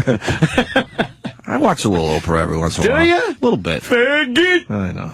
Yeah. A little bit, though. I don't fucking search it out, but every once in a while she has somebody. Dude, there's not wrong with a guy watching Oprah. I do. I occasionally I'll tune her on and maybe she's doing. Fucking Jimmy. Can't admit anything on this show. Jimmy can't just make the sound, which is what really cracks me up. It's radio, yet he pushes the back of his head towards the imaginary cock as he's making the sound. I got a prop for you, Jimmy. Oh, a banana. Jimmy needs his banana prop. Here's a nana. To really do the bit. Go ahead. Well, I mean, it's he's talking into the banana. It's not a microphone. That's crazy. Oh, you're wacky. I really okay. I really do. Occasionally, I'll put on Oprah and I go. Oh! Jesus, Jimmy. The pushing of the head into the banana. What did he do? I turned my head. What did he do? Let's just say I missed it. He was pushing his head into the banana. Yeah. And he was holding the banana with his hand. And then for some reason, he just decided to take his shoe off. And then he did something really funny. Fucking Jimmy. Oh, God damn. Let's go back to this Nick Cannon thing. Oh, what do you think of the Jay Leno? I guess there's not much in that preview. Yeah, I don't know. That was just the one they released. There'll be a lot more today. Kills me. Well, today I'm watching fucking Oprah. I want to see what Leno has to say. Too. Hey, yeah, we'll do this hot story after the Nick Cannon thing. A 14-year-old girl was felt up at school. It's a very hot story. I'll say. But first, we got Nick Cannon once again. He's on our mind today. Good old Nick Cannon, who's doing mornings at our old joint, and they had to hire a talent coach to teach him how to do radio. Coach. That's good. Way to do your research and figure out if the guy could do radio or not. But anyway, I guess he got pranked by his husband, Mariah Carey. She would be, I think, his wife. No, he's the wife. Okay. To Mariah Carey. Yeah, she wears the pants. Well, yes. Sounds nothing like her. I don't know. It's really no shock to me that he didn't know who she was. Yeah. So because she disguised her voice so well, you mean? I couldn't believe it was her. Yeah. I admit I laughed. I almost crashed my car. He does these impersonations. I swear, you would think it was the real people. Well, she does. This is the famous, this is the best bit he's done so far, the Nick Cannon, Mariah Carey prank call. Now, I want everyone to really focus, and you try to figure out when you know it's Mariah Carey. All right. All right? Does he slip up at one point and go, hey, you want to hook up so I could get away from my kooky wife? Yeah, that would be great. Yeah, he goes, what are you doing tomorrow besides I have to go sweep up some broken plates in my kitchen floor. Debbie from Long Island calls to talk about porn. Okay. Debbie from Long Island was popping. I'm from Merrick, Long Island. I know it's Mariah. Yeah, right there. I'm from Merrick Long. It sounded like Mary Jo Buttafuoco a little bit. She does that impression very well. She was doing a Long Island accent. You couldn't tell, but that was actually Mariah Carey. She's from Long Island. She went to my high school. Yes. Oh. Opie's the second most famous person to come out of Harbor Fields High School. Right. Wow. I'm the first out of John H. All Glenn. right. Oh, congratulations. Yes. Other than John H. Glenn. Well, it's named after him. He didn't come out of the school. For the love of God. There's got to be someone more famous. Nope. I am the most famous person that came out of John H. Glenn High School. Exactly. And you're a in nobody. Elwood. And I'm not exactly. I'm number That school's 2. a waste. Are you number 1 at your high school? Yeah, put Elwood in because there's a few John know. H. Glenn's, my friend. No, They Aries named- Spears might be. Oh, Aries Spears. Aries Spears, definitely. Went to my high school. Then you're fucking second at least. Richard Roundtree went to my high school. What? Of course he did. Yes. A little earlier than you, I would gather. Well, he wasn't in my graduating class. Yeah. But yes, he was. Oh, okay. I am so famous in my school. Yeah, look up if you can. I went to. It doesn't count because you didn't graduate. Well, that's true, but I went. I went to NBTHS, North Brunswick Township High School. Yeah. I don't know if there's any celebrities that have come out of there. I don't know. You don't know. Now, maybe if I'm maybe an athlete or something, I have no idea. All right, let's listen to Debbie from Long Island talking about porn. Debbie from Long Island was popping. I'm from Merrick, Long Island, and I want to talk about porn. Okay. Know who it sounds like? It might be too inside. She sounds like your sister. Oh, God, that's funny. It sounds like Dawn. You know something? We haven't had Dawn on the show. Now when in a I while, hear right? it, yeah, my sister has the worst Long Island accent. Okay. Go head on, Debbie. Me and my husband have a very good time when we watch porn, and I don't think it's bad. I think that if it were bad, it wouldn't exist, and I think that everybody should experiment with porn, and I just don't see that it's bad. All right. So what do you and your husband get out of the experimental porn? Well, I mean, it's like when you see the different guys and their bodies, sometimes they're not amazing. But, you know, I mean, it's like whatever, because that way you could look at the bodies and be like, hey, my husband, he's not so far away from that. You know, like, So I'm you not use looking porn at as like a gauge system. a gay what? A gauge. Like a gauge A system. geisha? Who? No, I'm talking about porn, like real hardcore stuff. That's when he figured it out. You are hilarious. No, I'm for real. See, the problem is when you say you're hilarious, usually you're not hilarious. Someone should have been hilarious. Right. Someone should have been hilarious if you say that's hilarious. I'll say this, though. He didn't play it off that bad. It's like... He didn't say anything. But I'm saying, like, he wasn't awful during that call. Her call was, obviously, it was fucking... So, by the way... Wait, Nick claims he's going to play the call on the radio even though it's supposed to be live, then says... What? Yeah, like he starts, in the next clip, he starts saying, you know, I'm going to play this on the radio. I'm good. See, that's why he needs a talent coach. You edit all that stuff out. You don't say, I'm going to play leave it. Yeah, as it's being played on the radio, you don't leave the part in that says, I'm going to play this on the radio. Right. That's a quick edit. And digitally, you can edit this shit on the fly very easily. Well, one song is on. You are hilarious. Ladies and gentlemen, I'm not even going to let everybody know. You are hilarious. I'm just going to say All right, you're hilarious. whatever. Tonight when me and my husband look at porn, I already know it's going to be a humdinger. I'm going to put this on the radio. Yeah. I'm putting this on the radio. Why wouldn't you put it on the radio? I'm talking about, it's a very big industry, porn. Ladies and gentlemen, this is how hilarious my wife is. What do you mean? Your wife talks like me? This is I can't Mariah believe Carey it. She is from Long Island. calling the station talking about porn. I don't even know what you're talking about. This is why I love you too, and everybody at the station. Congratulations. You're all amazing. You are hilarious. I love you. Oh, Christ. Way to not overdo the joke. I wonder, It's an 8-minute call. I wonder if they'd enjoy the porn if it was Tommy Mottola. All right. I get it. That has to hurt. I get it. Yes, he fucked her. Oh, okay. Now I really get it. Jiminy Cricket. Youch. Youch. I'm going to be happy about your comments you made today. What? That Nick Cannon. I'll have his agent call me. Yeah, exactly. Unless he's missing things in his contract, too. Fucking idiot. Now Jimmy's mad. Why'd you bring I'm that not up? mad. I didn't mean to. I just like... Come. Yay! Yay! Come and go. There we go. He's fine Yay! now. Fine now. I love how Boy George paints himself like the fucking kid that shot himself in the Bjork video.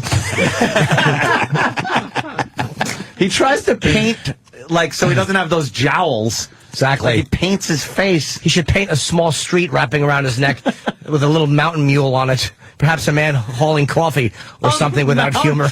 Mountain mules. Yes, mountain mules. They're mules that live in the mountain areas.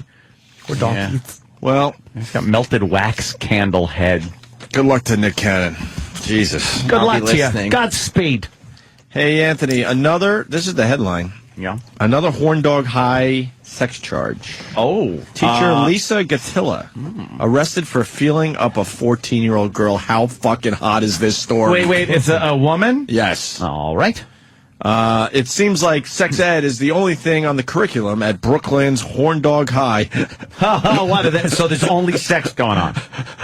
Only sex. They renamed the high school Horn Dog High. Horn Dog High. That's hilarious. That's hilarious. Oh, you're hysterical. I love you. I love you. This is why I love my wife. She felt up. New shenanigans have come to light at James Madison High School. You might remember this high school. We talked about this high school in the past. Yeah. Remember the two teachers who were recently caught naked in the classroom? By the nosy Budinsky janitor. You remember the story. Yeah. Two teachers going at it, two female teachers, right? Mm-hmm. They were lesing out. They were lesing out. Do you remember that when you were a kid? Two chicks going to les out. Les out. I do remember that. How lame. I still say that in bed. Couple lesbos. Les out. Tell a girl, I want to see you lesing out with someone. Or a couple of Moes was another one. Couple of Moes is phenomenal. phenomenal. Couple of Moes is good. Yeah, lesing out, though. Well, it would les out. Same school that had those two naked female teachers going at it, and then what was it? The janitor caught him? Yeah. And then had to tell instead of having something to look at for the next 20 years of his career? Mo.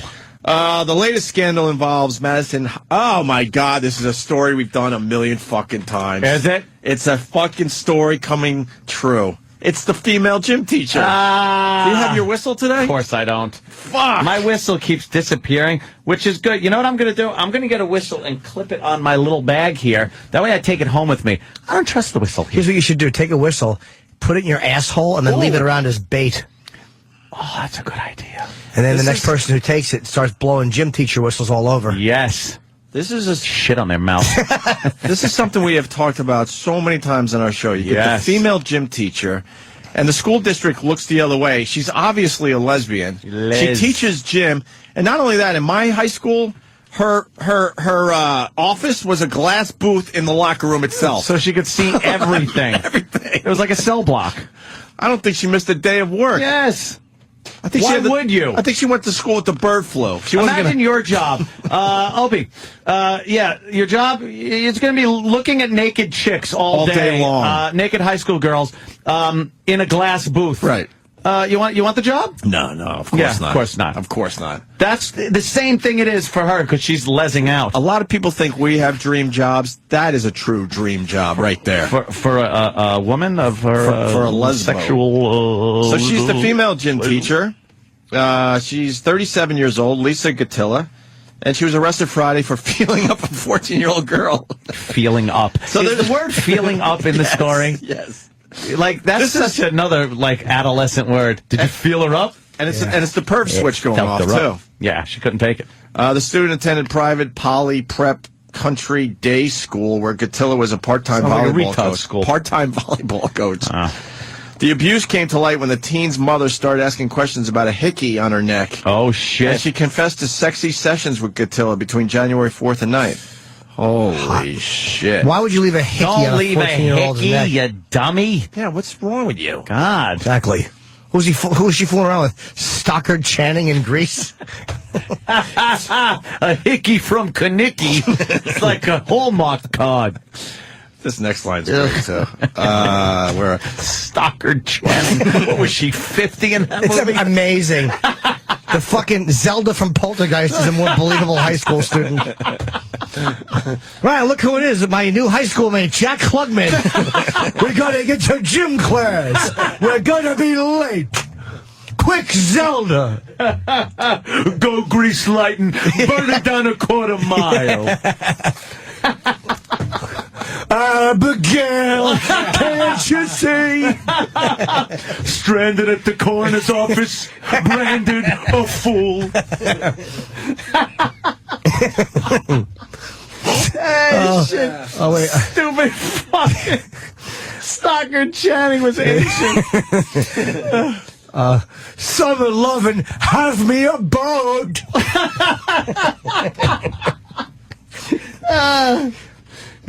Summer loving, she had no ass. God damn, that's And singing the other part is Sam. Met a boy crazy for me. I met a boy, genitals as small as can be. Summer love. Wella. Tell me more, Abigail. Oh, fuck. Stockard Channing was ancient. How fucking old is Stockard Channing?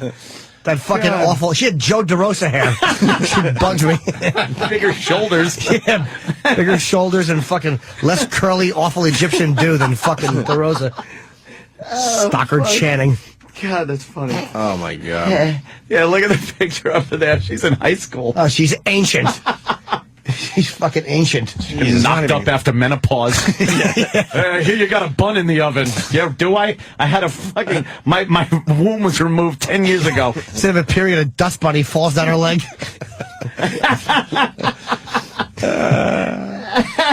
Shit. Getting back to the hot story, a complaint filed in Brooklyn criminal court says the teacher... Pink sock ladies. There it is. Jesus. You're burning up the quarter mile. And it's Quincy, and behind him is Sam and fucking Detective Monahan and Mr. Aston. Whatever that creep's name was with the mustache. He's wearing a fucking members only jacket pointing. You're the one that I want. You are the one I want.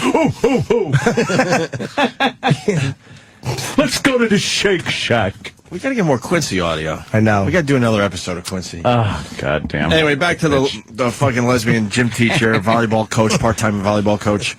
She's 37. The kid's 14. Hickey on the neck. Complaint filed in Brooklyn criminal court says the teacher did touch, grab, squeeze, and kiss the girl about the breast and buttocks. The head. She kissed her asshole. I love that. Buttocks. Oh, her buttocks? Her buttocks. Oh. After a volleyball game, she leaned forward and she just nuzzled the girl's asshole. How great is that? That thing was probably like fucking smooth as shit, too. Just so smooth. I hope it had a big roid on it. The size of a fucking hanging bat. It's a 14-year-old Yeah, it's a girl. 14-year-old girl, man. Get a roid. She pushing hard? Yeah, who knows? Her feet, man. So you ever shit so hard that your legs go straight out? Yes, I have, actually. You look like you're reclining on a couch. Kind of fall into the bowl a little bit. Yeah, you got to wrap your fingers under the toilet and strain and push. Your arms and feet are out like you've been kicked by a horse and you're flying through the air. Wow. Gatilla was charged with sexual abuse and child endangerment and sent to the rubber room. There's something called the rubber room. The rubber room is where teachers go when they're not fired, but they can't teach anymore. How the fuck do you know that? I read about it. Damn. He's been reassigned. Yeah. Latest allegations to rock the Midwood High School. Okay, and then they recount the other one. In December, Madison Foreign League teachers, Alini and Cindy, were found undressed in an empty classroom. Yeah, and this is a real lesbo school. And they, too, were sent to the rubber room.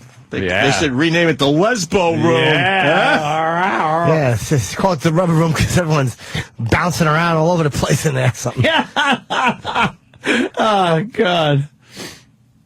Jesus, what's going on at this school? Then a social studies teacher named Allison is under investigation. What's in the water over there? Yes, Right? exactly. Little pubic hairs. for having an inappropriate relationship with a male student. What? And then you got That's not another hot. teacher has accused assistant principal Michael Edelman of sexual harassment. This school There's a problem rocks. over there. This school rocks. What's the makeup of that school, I wonder?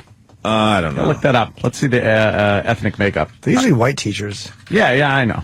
Just saying. Taking young white cock. I just want it to be really hot. I want to confirm the hotness. For my own, taste. She'd kiss the girl's buttocks. She would nuzzle her buttocks. Her buttock. Does look like a nice school. Oh, you know what? Listen to Kevin in Connecticut. Kevin.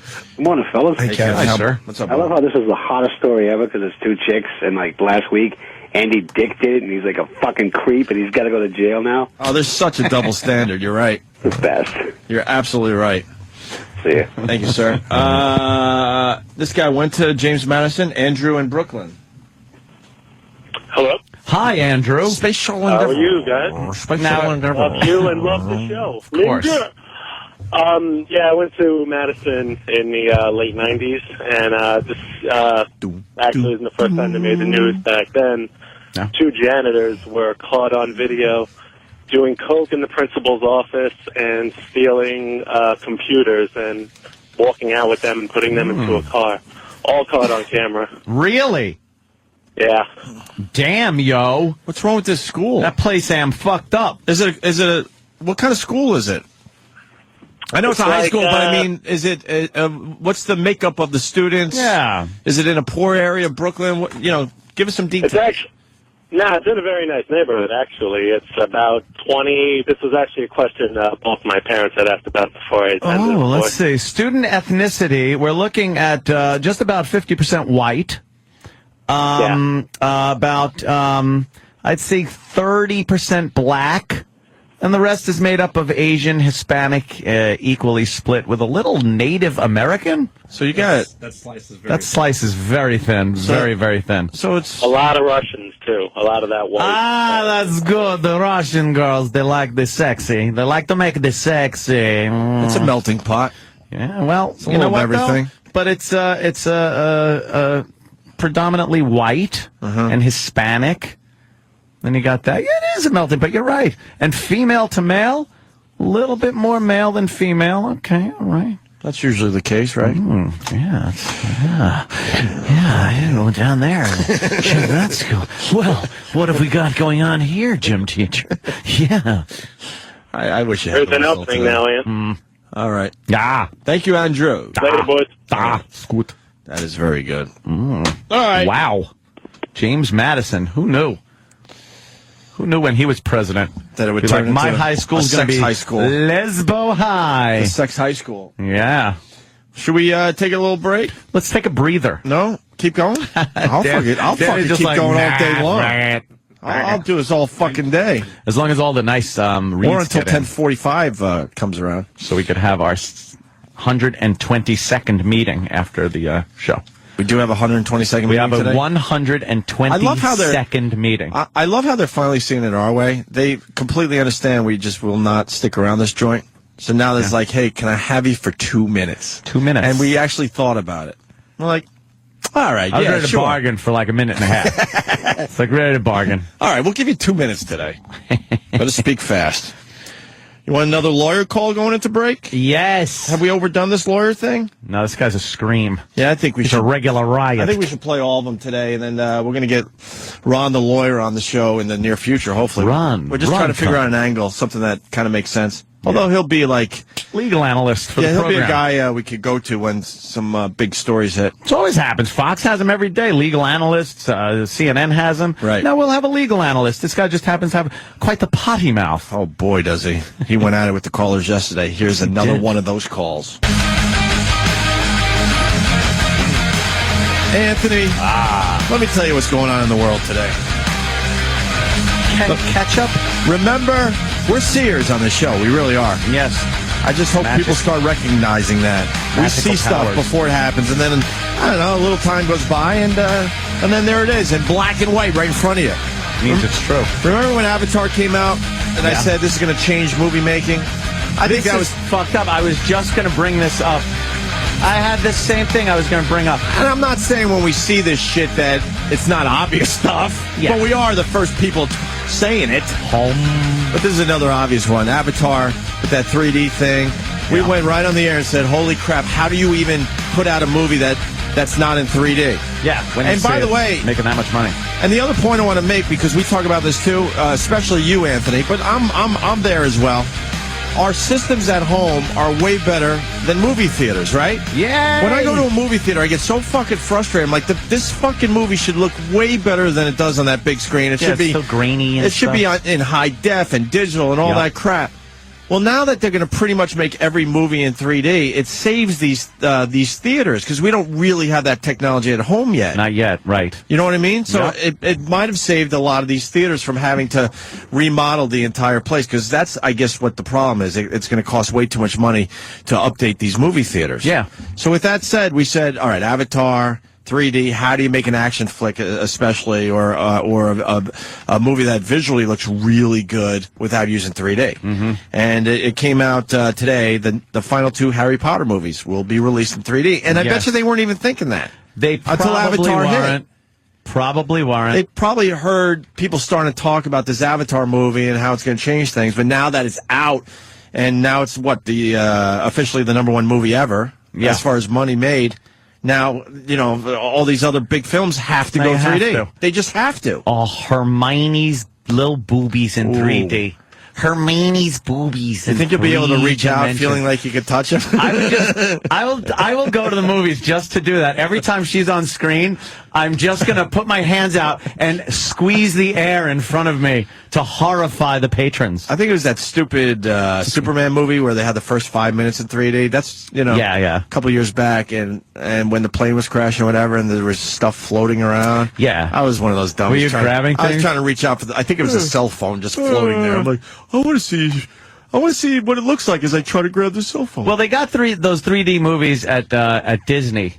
They have a few of those, the Muppet one, and then they got the Terminator one and stuff like that, and Honey, I Shrunk the Audience, and things like that. And but that that's the way shit's coming out at you. Right. So everybody goes, wow, like that. These are just movies in 3D where it's not shit coming out at you, but it's 3D. Sure. All right. Now all movies are going to be like this? I think big budget films have to go 3D now. I think it's over. What was that list you just had up there, Dean?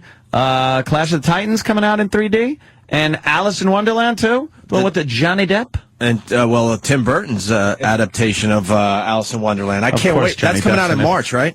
Or yeah, February. I believe so. Yeah, March. Early March. And the weird thing is that as part of Alice in Wonderland's marketing, I haven't seen anything in regards to 3D until after Avatar. And now all of a sudden I see around the city here, there's some, some bus ads and stuff that says Alice in Wonderland in 3D. And I'm like, well, because that's the hot word right now. Everybody wants to see 3D films now. And apparently it doesn't cost that much to convert these films to 3D. Right. I think it's only like $5 million per. So that's fucked up. So was Alice in Wonderland shot knowing they were going to use the 3D technology, or did they adjust afterwards? I'm not sure. No, you know what? So. I think you can take your print, whatever, double it, whatever they need to do to 3D it, and then offset the lines. You know how they do that? That's why your glasses work like that. I don't think you need to shoot it with a special 3D camera. But knowing you're using the 3D technology, you're going to you'll film it differently? You're going to do different things within the film, just you know what I mean, to enhance the experience, I guess.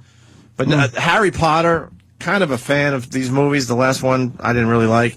That in 3D could be fucking some cool stuff. That could work. Well, I feel like I'm in Hogwarts. I'm walking the halls. I'm in the halls of Hogwarts. That wizardry in 3D, right, Jimmy?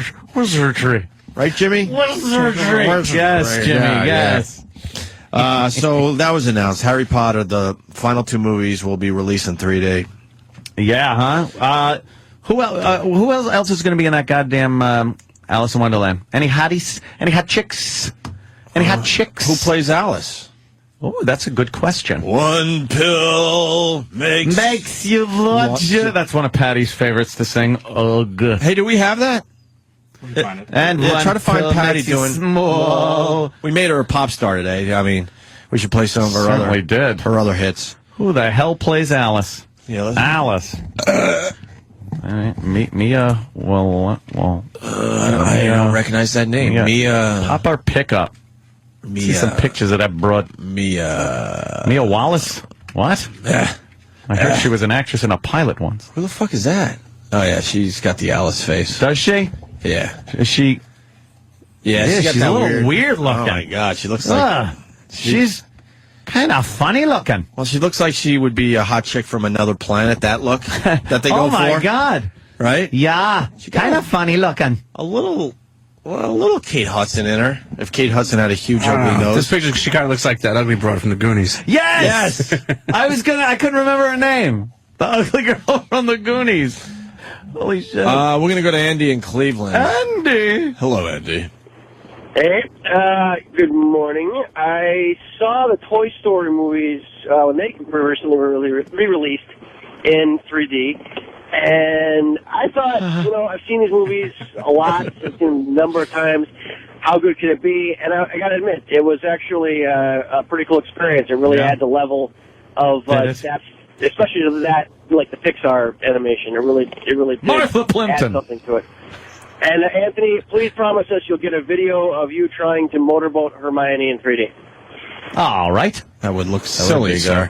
Let's go to Mike in California. Mike. Phones are all right. Yeah, they're working. All right, Mikey, what's up? Love you. Love the show. Thank you, Mike. Supposedly, ESPN's coming out with a bunch of 3D stuff this year for your home TV. And they're coming out with a home 3D TV, and you got to get a special box for it and stuff like that. But they're saying the 2010 World Cup's going to be in 3D. It's going to still suck. It's still soccer. It's soccer. You can do 3D soccer all day long. I'm still not watching. Why don't they cater to the country that'll buy it? America. That's right. Yeah, I haven't real looked at football. The lineup for, not football with a U. What else they're doing in 3D? Yeah. Football. Hate football with a U. Not a fan of football with a U? No. Roland? Where's Roland? Roland is here? Roland. What's he doing here? Do we have Stalker Patty song, too? Remember. Not that I can find. Perhaps Eric knows where it is. Yeah, if E-Rock's listening, why don't you... sure it's hidden somewhere. Why don't you try to find the Stalker Patty White Rabbit thing?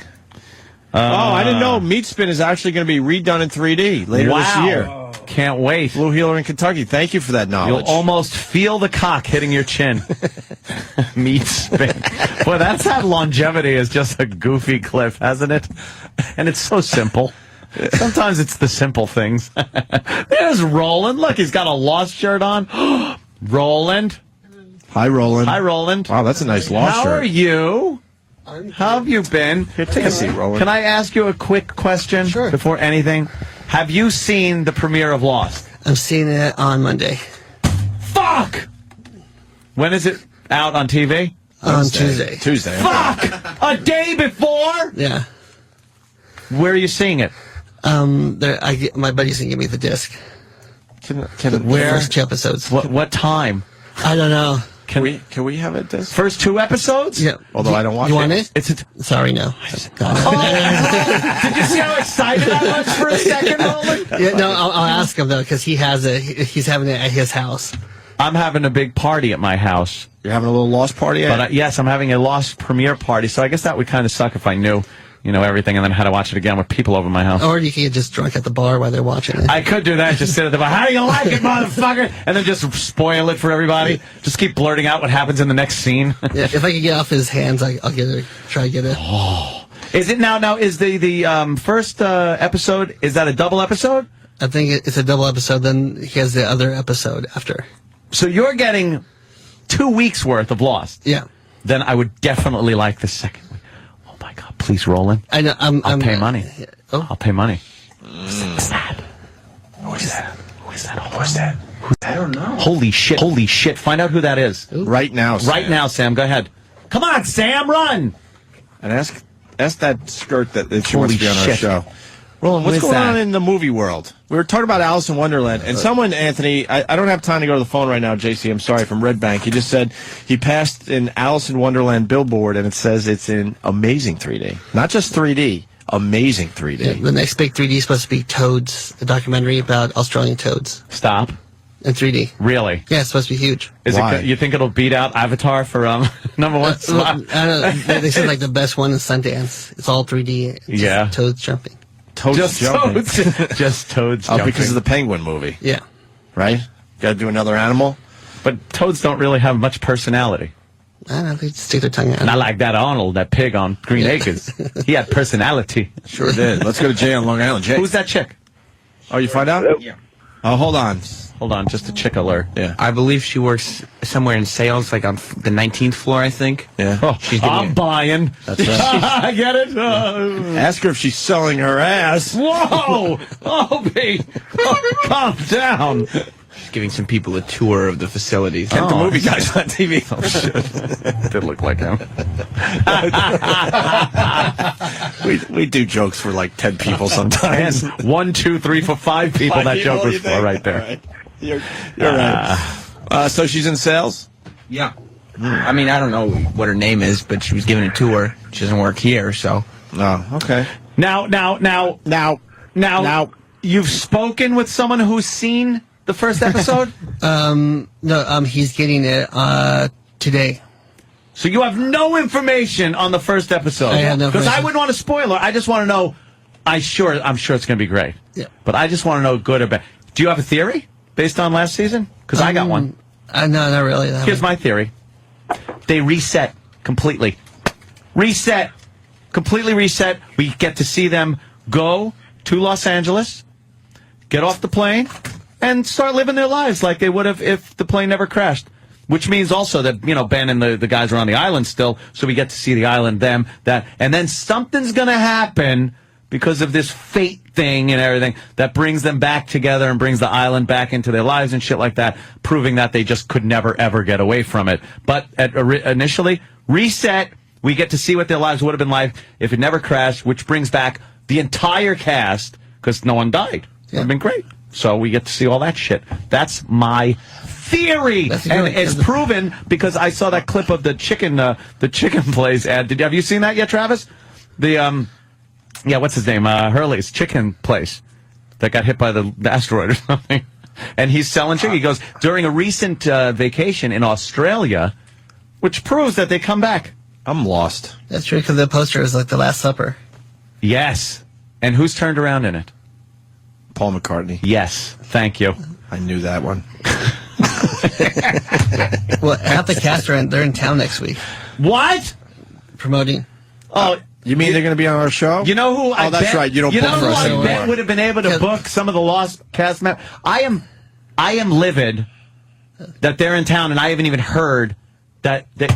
Because Matthew Fox, he's in town, and the other. Wait, Lost Guys used to do our show when you were booking for us. Yeah, my buddy represents him now. So, but we're of work, course so not. I'll give you money. Are you getting close to being hired here? Probably not. What the fuck? When is that going to happen? I don't know. Because the guest bookings are doing so well for our show. We get one celebrity every 2 weeks at this point. Yeah, I'm in my underwear playing Xbox. Obama. Big Obama fan, are you? Oh, unemployment. You go, do you have to work? No, take a dump. Go on the computer, check your bank account. All right, it's in. Now I'm going to buy beer and steak with the money. Thank you, Obama.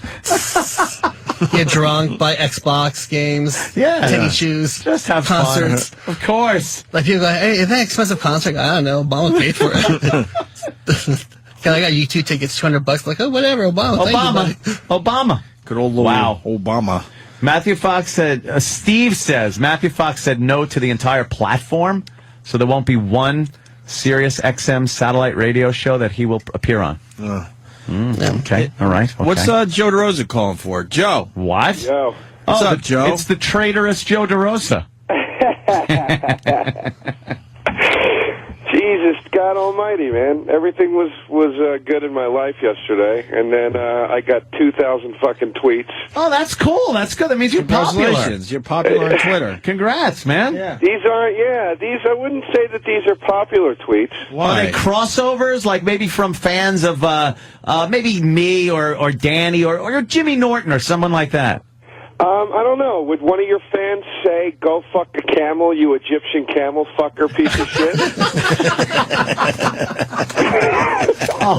Okay, I could see that happening. Is that something like a follow of yours might say? Yeah, actually, yes. Yes. That means they love you. You just don't know the translation yet.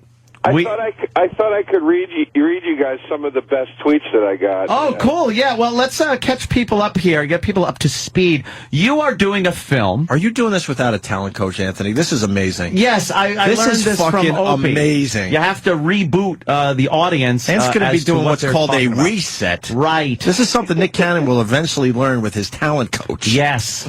Oh, Joe DeRosa is making a film, and Bill Burr, the lovely and talented Bill Burr, is in it. Rich Voss and Bonnie will be appearing. Joe DeRosa will be in it. Robert Kelly will be in it. And something happened where Jim Norton wasn't even asked to be in it, which insulted Jim Norton, insulted me. And to the point, Jim just walked out of the studio. Jim just doesn't even walked want out. to talk to you. He looked, he said, he mouthed DeRosa. I nodded my head yes. He got up and walked out of the fucking studio. So you're not going to hear Jim Norton.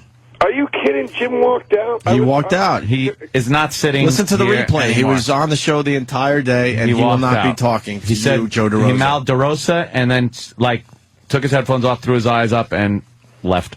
I was going to... Well, let me just say this. Okay. We spoke with the lovely Bill Burr. We spoke with Robert Kelly. Who was trashing the movie, by the way. Yeah, and you. We could send you the tape if you like. Yeah.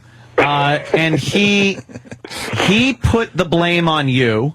Bill Burr kind of said, hey, I'm out here in L.A. I don't know what the fuck is going on. And you pretty much have the blame now for saying, well, we're not even going to ask Jimmy. Okay, all right. Well, I mean, it's so unlike Bobby to throw another guy under the bus completely. Well, that's true. To save his own ass. So it's just recently that Bobby can fit under a bus, so give him some credit.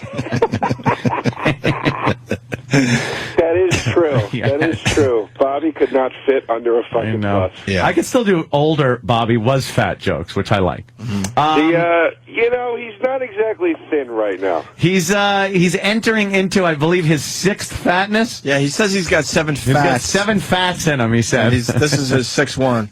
He's going to get back in shape, and then he says he has like 1, maybe 2 more fats left, and that's it for his life.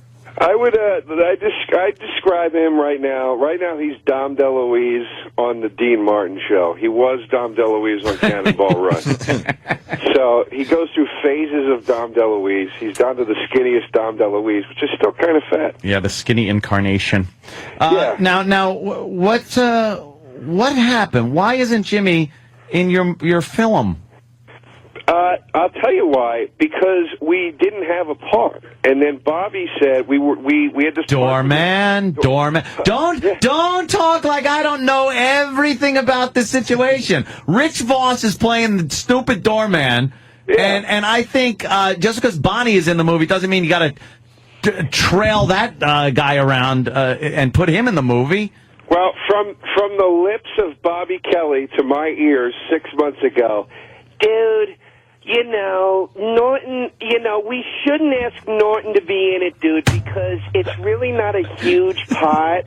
So, I don't want to, fucking waste his time because he's doing a lot of big shit. And, it's not really a huge part. Like, if there was something bigger, we would ask Jim, but it's not that big, so we shouldn't. There it is. Passing the buck back to Bob Kelly, who's going to be in tomorrow. The ball now in Kelly's court.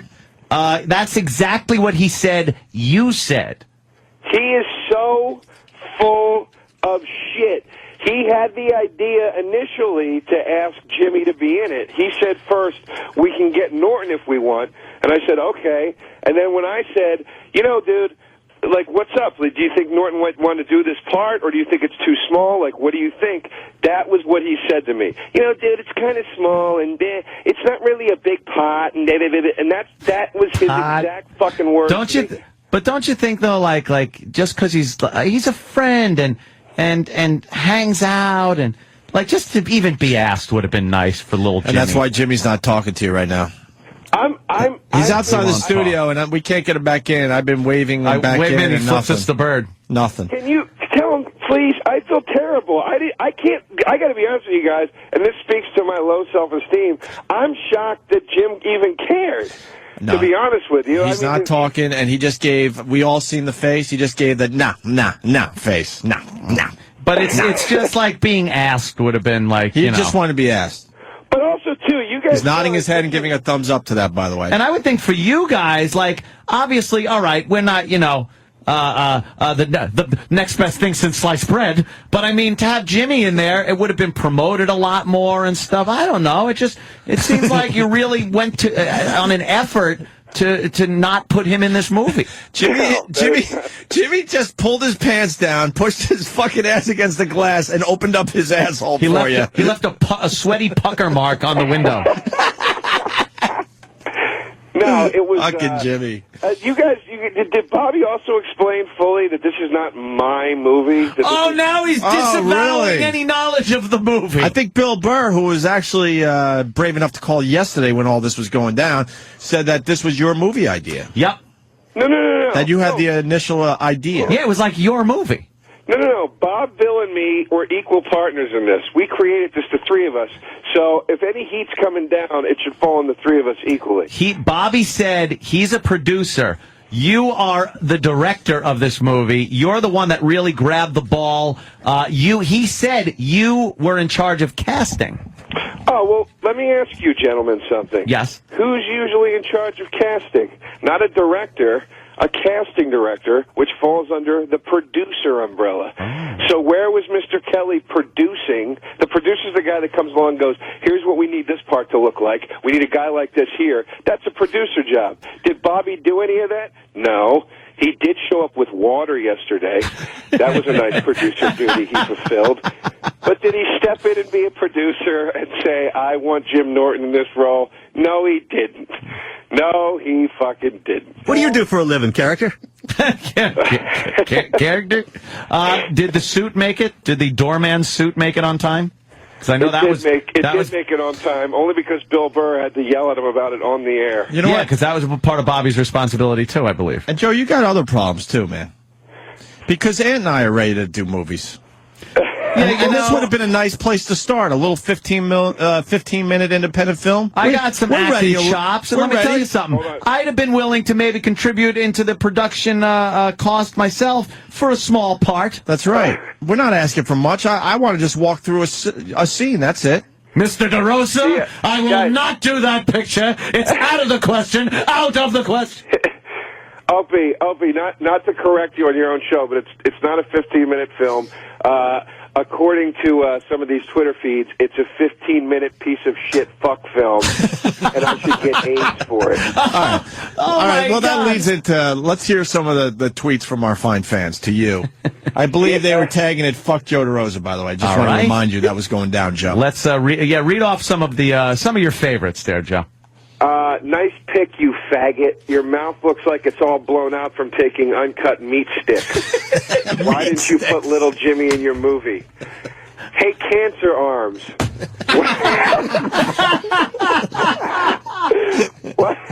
Why didn't you, Bill Burr, and Robert Kelly put Fancy Jim Norton in your 15-minute waste of film I searched a dumpster at the clinic to find that abortion of a new movie that you won't put Jim Norton in. Shit. I think they let you off easy, to be honest with you. Yeah, really? No, they get worse. Oh, really? Get AIDS, cunt. Fuck, hold on. Just scroll through these. Holy shit. There's all this shit in here about hats. Taking off your hat. I don't know what that means. There's a hat removal service that you should be calling up. There's a large gentleman of color that would go around to elderly women and punch them in the face. Yeah. And the news said to rob them, but we all knew it was just a hat removal service that he was giving. The old lady didn't pay for the hat, and the guy needed the hat back. Yes, needed to remove. Bob Kelly's on the phone. Uh-oh. So, please work today. Bob? Yes. All right, you were just completely thrown under the bus by Joe DeRosa, who is on the phone also, and he said that you're the one that said, let's not ask Jimmy Norton because he won't do the part, or whatever the reason is. But you're responsible. Yeah, you're responsible for Jimmy not being in the movie. And Bob, just so you know, Jimmy walked off our show. He doesn't want to talk to Joe. Well, this is the thing, is I can't believe on a little independent film you guys have fucking got into it and ruined it. We'll never work together again. Wait, what, Bob? You've caused controversy on our little fucking happy project. I caused controversy. You're the one that went on the radio yesterday and started all this. I want to hear... a nice day, and then all of a sudden I'm getting called a fucking camel mooly on my fucking Twitter on my iPhone. Camel mooly! That had nothing to do with what we were talking about yesterday. That was just somebody randomly tweeting you. Bobby, I want to know your response to the fact that Joe DeRosa completely turned around what you said yesterday. He pretty much said the exact same thing you said, only turned it around on you. Okay, well, I think what basically happened was I wanted to put Norton in the movie. I suggested Norton, and there was one part that had like one line. I was like, no, we need to give Norton lines. Norton needs to say something. He can't just be in the background. He has to say something. People want to hear. They're not going to see him. They want to hear him say some shit and be funny. They're comics. You got to allow them to be funny. Yeah. And I don't think there was anything for him to do. So now you didn't answer my question. Are you agreeing then with Joe DeRosa that you were the one that said no to Jimmy Norton? No, I didn't say no. Someone said no to Jimmy Norton. His name was brought up. He's not in the movie. At some point, someone had to say no. His name up. Bobby brought his name up. Bobby said, and I said he needs to talk. Bobby said what he just said, which is a reiteration of what I said that he said. So we're on the same page. And here's what everybody's missing. Here's what all these fucking Twitter cocksuckers are missing. We didn't ask him out of respect for his time. Oh, that's good. Yeah, don't ask him out of respect. You just fucking alienate him as a friend. It's too bad you can't tell that to Jimmy personally, but he doesn't want to talk to you guys. So he's making the universal signal of because he's listening. But he's making the universal signal for air jerking off, which means bullshit. Is that what that means? Yeah. Yeah, it does. When you jerk off in the air. I want to know what else Joe said about me. What? I heard he said some other shit about me. He was trashing me. He said I wasn't. He said you're not a producer. You were in charge of casting because you're the producer, and then he called you fat. And he also said all you did was bring water to the set or something. Yeah, you brought water to the set, which was just about all you do. This is how serious Joe's taking himself. Yesterday he yelled quiet to everybody, and Colin went, nobody was talking. Oh, Colin's involved too. I forgot. Yes, Colin Quinn's involved too. Yet Jimmy Norton sits out. Anthony, on the QT, can you shoot your scene on Monday? Is that good for you? Yeah, that's fine. What time, though? Okay, great. It's got to be around 12 o'clock after the show. Right after, though, because I got to get out of New York. You got it. Let's get down to the bare bones of what happened yesterday. Bobby, my good buddy, Bobby Kelly, one of my good, tight fucking friends, went on the show. The night before was sitting there with me going, we're partners, dude. We're good buddies, dude. I love I never said buddies. I don't even talk like that, dude. It sounded exactly like him. Like that. And he went on the air, and you guys started fucking with him, and he grabbed the weakest guy in the room and slid him right under the fucking front tires of the bus. Guy in the room, that's true. You're gutless, Kelly. You're gutless.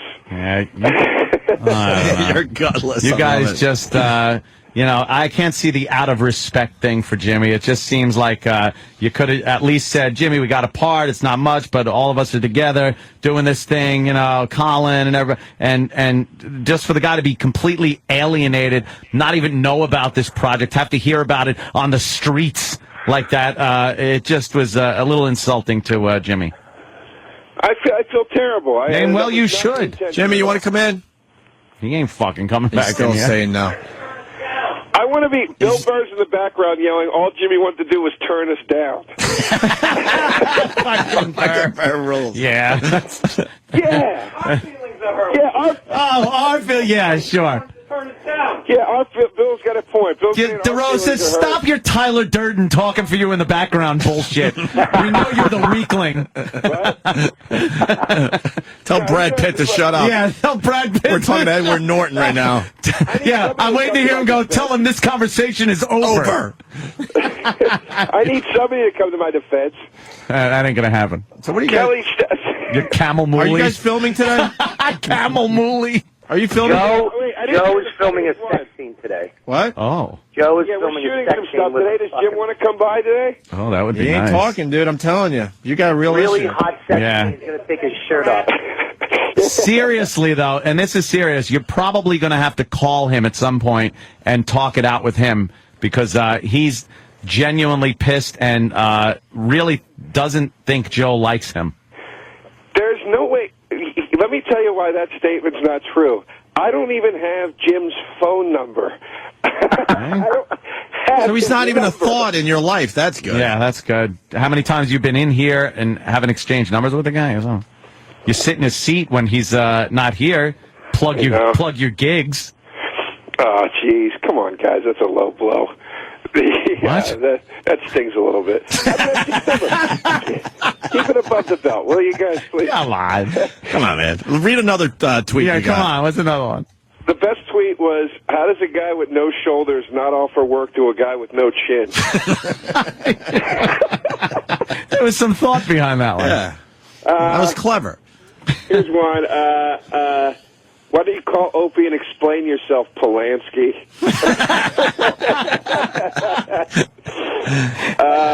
You sucked the balls of a 6-year-old boy. Oh, that was nice. Well, that's just pleasantry. Facts shouldn't make their way into this argument. Oh, wait, here's what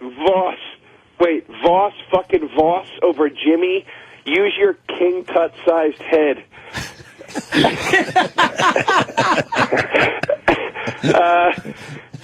Joe DeRosa stinks worse than Jennifer Aniston's opening. Yeah, we kind of got into that the other day. That's one of our themes. Yeah. How Wow, bad it those are smells. good. You know what, though? I think that's pretty much done with then. I don't see anybody twittering you anymore. Yeah. No, it stopped. Yeah, I'm sure it stopped. Joe DeRosa comedy will not be getting any more tweets about Jimmy Now not that he being in the movie. explained himself on the Yeah, show. he explained it. I mean, no one could come up with stuff more creative than that. So I'm sure Joe DeRosa comedy. Yeah, there you go. Twitter. There you go. No, really, listeners understand when enough is enough. Yeah, when to stop. Our listeners know when enough is enough, There you when go. to stop, when not to drive a bit into the ground. Yep, they learn They're from like us. Yeah. They learn from us. We don't drive bits into the ground, and they certainly don't. Exactly. No, it'll be fun. It'll be fun. When I get ass raped and beaten to death by some guy from fucking New Jersey, I want it to be on your head. And you'll finally be happy. Oh, whoa! Damn! All right. Rolling. How much fun is it just stirring the shit with those guys? We're fucking up their whole film. Oh, it's fantastic. Because secretly we're pissed we weren't in the movie. I know. It's like, what the fuck? Could you ask us for a walk through? Look, we know our place. We know that Kevin Smith's not going to ask us anytime soon to be in a movie. We understand that. But a little thinky film, we're ready finally. Yeah, come for on. a little something in a 15-minute Mr. film. DeMille, Mr. DeRosa. I'm ready for my close-up, Mr. DeRosa. We know our place. So we're secretly pissed. And guess what? Now they're all yelling and screaming at each other. Poor Roland. He's never here. We haven't seen him in a while, and he's got to sit through that shit. Yeah. Well, he did the old Hollywood blow off. Yeah. Blow up. Yeah. Oh, I thought you were filming. I didn't know that. I thought you were. Next film, will call me. Yeah. I'll definitely call next. That's the Hollywood blow off, right? Mm-hmm. Yeah. And we got. You been happy these days, Roland? You doing good? Yeah. Yeah. Well, no, you got a girl in your life? No. No. No. Fucking bitches, right? Yeah, that's what they I are. hear you. He needs a gig. Yeah. Yeah. Chicks don't want to go out with unemployed guys. Only Puerto Rican chicks. Yeah. Well, it's not bad though. It's in the Bible. It's in the Bible. What the fuck does that mean? It's funny, but I don't know what it means. Is it really in the Bible? I don't know. That's a great line, though. Hey, one more thing before we get out of here, Ant. Oh my God! Yes, I know. A meeting with management. Well, no, we got a Ron Lawyer commercial that just came in from Derek and Steve. Wow. And Ron Sage himself. That's his last name, Sage. So this is why Steve wasn't listening to the show at all today? Well, he did come in and go, did you guys hear about Chris Jericho? After we talked about Chris Jericho on a huge morning show. Yeah, whatever. that is heard in a couple countries. Did you hear about the Hindenburg? Horrible disaster right in Jersey. It's on the prep sheet. It's on the prep sheet. That he carries around. That he carries around. Uselessly. I swat flies with it. It's wonderful. Let's listen to this Ron Lawyer commercial thing. All right. If you're injured in an accident through no fault of your own, you need an attorney who will fight for your rights. Been convicted of contempt of court, but never for calling the judge a jerk-off. Call the law offices of Ron Sage today for your free, no-obligation consultation. What do you do for a living, character? Ron Sage is compassionate. Get off the phone. You don't know what the hell you're talking about. Ron Sage is understanding. Shut the fuck up and get off the phone, you stupid asshole. You're completely wrong. Ron Sage is on your side. Is that the problem, pal? You couldn't get it up this morning? Now shut the fuck up. I'm through with you. Ron Sage is here for you. You are an obvious asshole. Hey, have I still got you on the line? Are you still on the line here, pal? For Sage legal advice, call Ron Sage today. Come on, how would you like that? Justice is on your side. So is Ron Sage. Do you get that? Because if you don't get that, then get the hell off the phone because you're wasting my time. Not bad, man. Funny. That's great. Fuck. I can't wait for him to be back on the show. Fantastic. Roland, what are you promoting? Yeah, Roland. NHL 10? What are you doing today? Unemployment. Obama still providing for me and my people. Providing. That's wonderful. What video game The you morning playing? shows in the movie theaters are sold out because all my people are there watching the movie. Your peeps? Sneaking in. What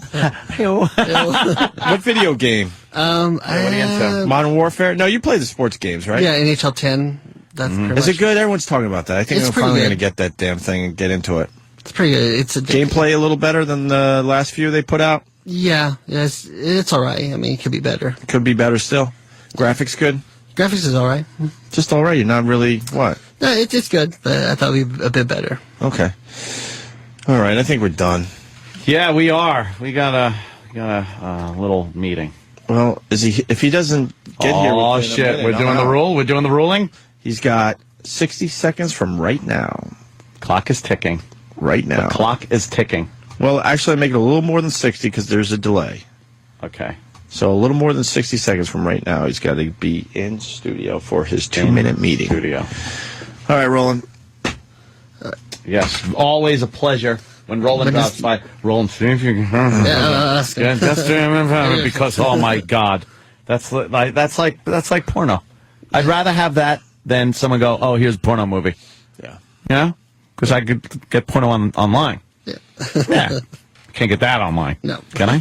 Where? No, of course not. We don't have a Bootleg good copies. out, so Travis just fucking hit something. Travis.